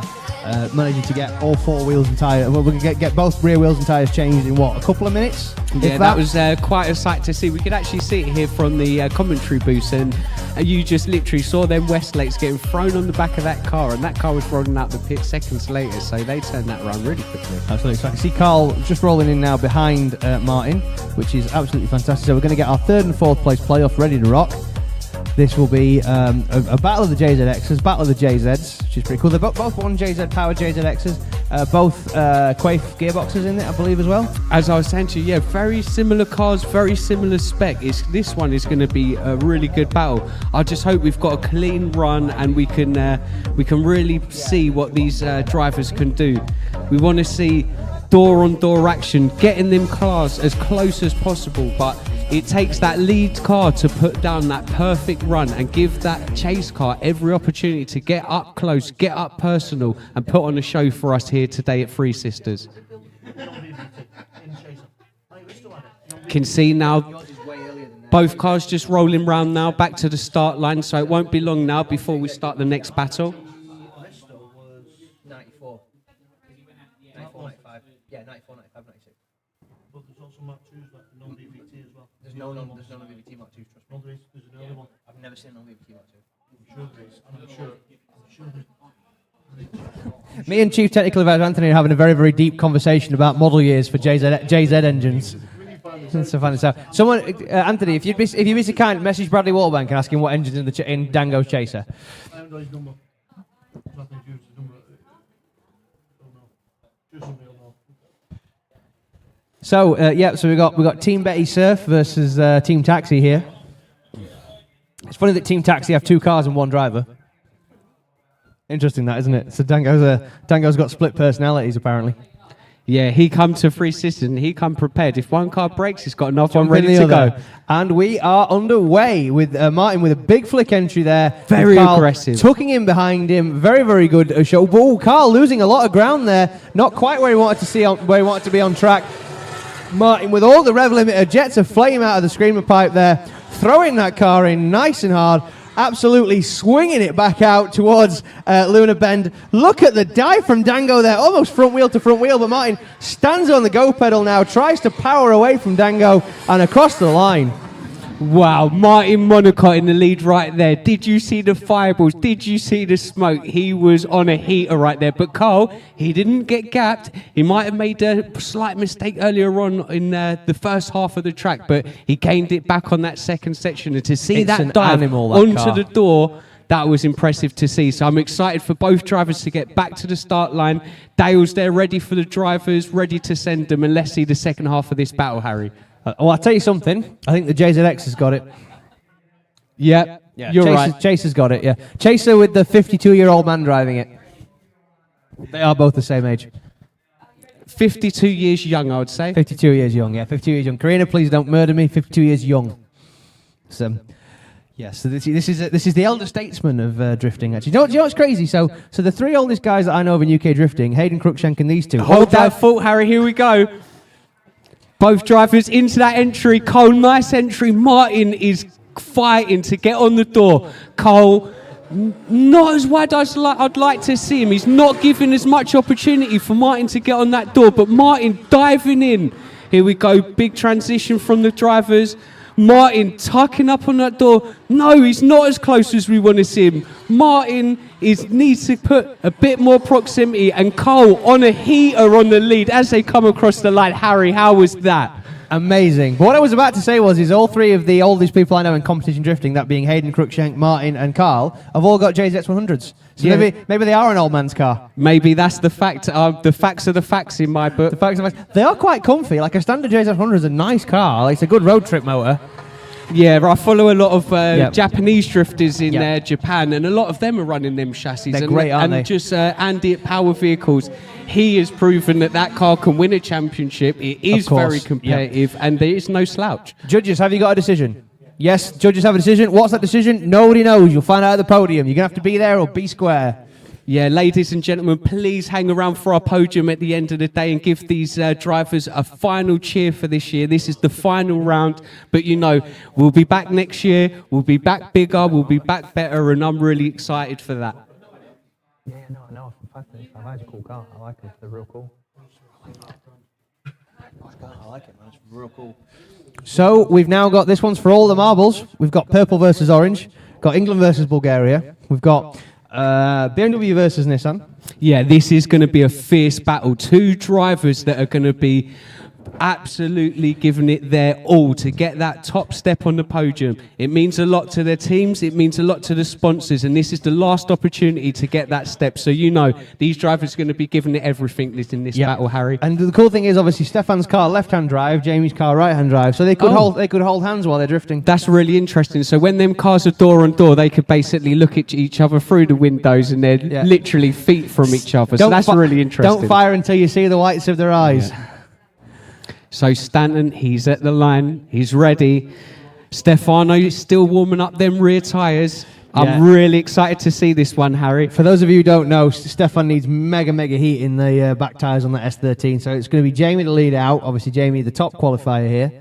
So is it going to be top qualifiers getting the win like it was in yesterday's antics? I guess we'll see.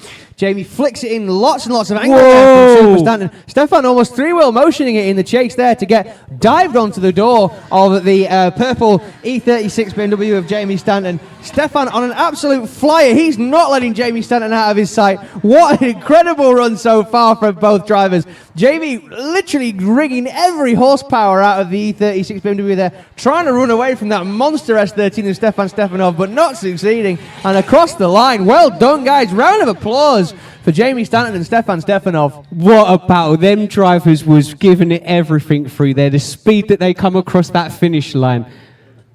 Absolutely. What a pair of pilots. I genuinely have such an incredible amount of admiration for both drivers. Obviously, Jamie, a compatriot of yours from back in the day.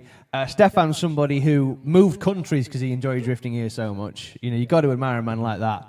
So I think genuinely, if of all the drivers that are out there, there are no bad ones in this class, which is always good to say. But these are the two guys for me that have really surpassed themselves this year. So we got Stefan to lead, Jamie to chase. Stefan shedding even more panels off the back of the Dream Car Giveaways S13 there as the bumper goes flying. Stefan right out to the edge of the circuit on tons and tons of angle with.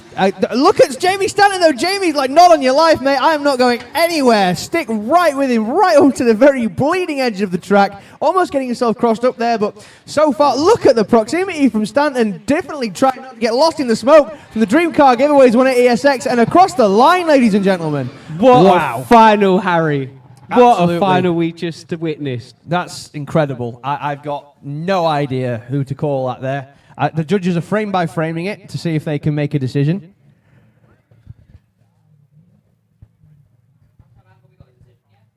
Oh, it looks like it could be a tight one. The judges are really looking over this to make sure they get that correct call. And with all 3 screens and 2 lap stops, they've got all the replays and all the angles. So, ladies and gentlemen, we have a decision. What is that decision? Nobody knows except Bubbles, who's sat right next to me. She's going to write it down for me. So we are going to pick up with you guys at the podium in very, very short order, ladies and gentlemen. But please make sure you stick around for that, and we'll see you all very, very shortly.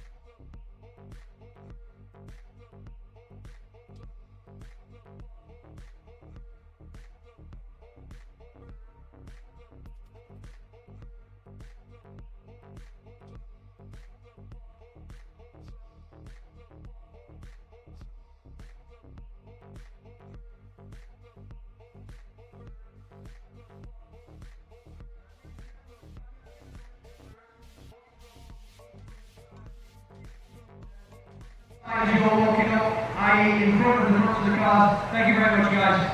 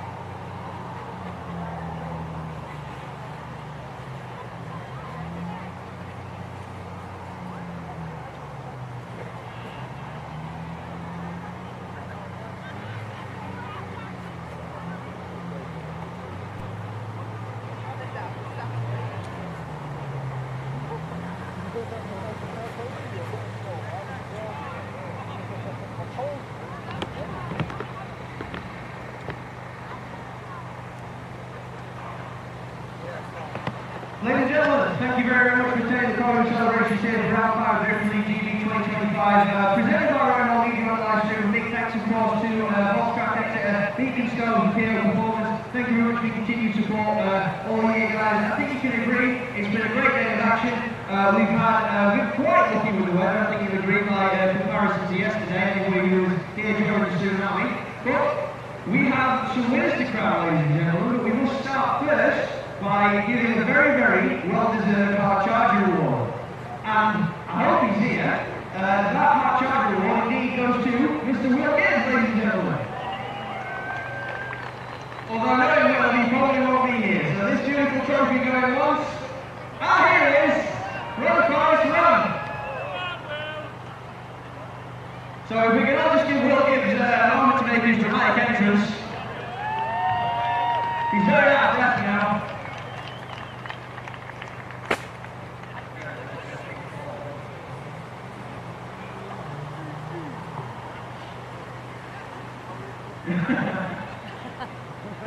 We'll have even something in the cabinet now. So, ladies and gentlemen, now the hard charger, very well deserved hard charger award, by the way. I think everyone will agree. Will drove like a demon all day. So now all that leaves is to go through the order of our final 4 finishes. So, first and foremost, we must go through the third and fourth place playoff, so I can get my teeth back in. So, in 4th place, he is 52 years of age. He drives a Toyota X100 Chaser. It's yellow. 4th place, Mr. Farrar.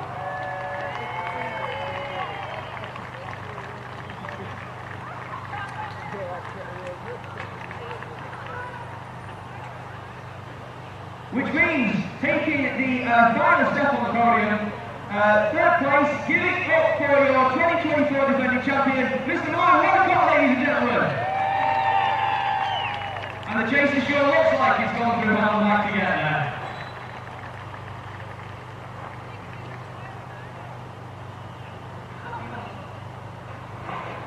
So these are special 2-piece trophies, they're easy to post. Which means now all we have to decide is 1st and 2nd. So I think you'll agree, guys, it was the battle of the day. Not think anybody can argue with that, but we have to crown a winner. In 2nd place, Mr. Jamie Stanton! Which means, ladies and gentlemen, your winner overall for round 5, 2025, Mr. Stefano!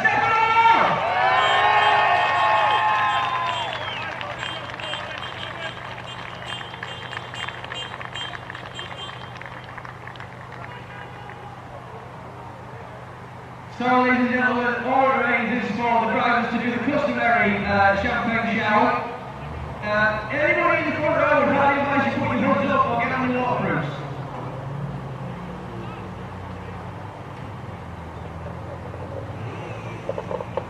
Always the cork out first.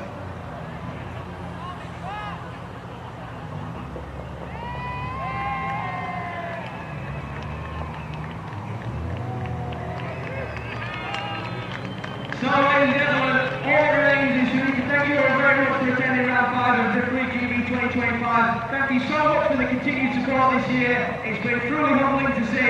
Thank you very, very much, and look forward to welcoming you all to the 2026 season. Thank you very much, guys. I've been Harry Blake, your humble commentator. I've been joined today by James Williams, Trev, and Danny Grundy. Thank you very much for everybody that helped out this weekend with me for the commentary. And thank you very much, guys. God bless, safe journey.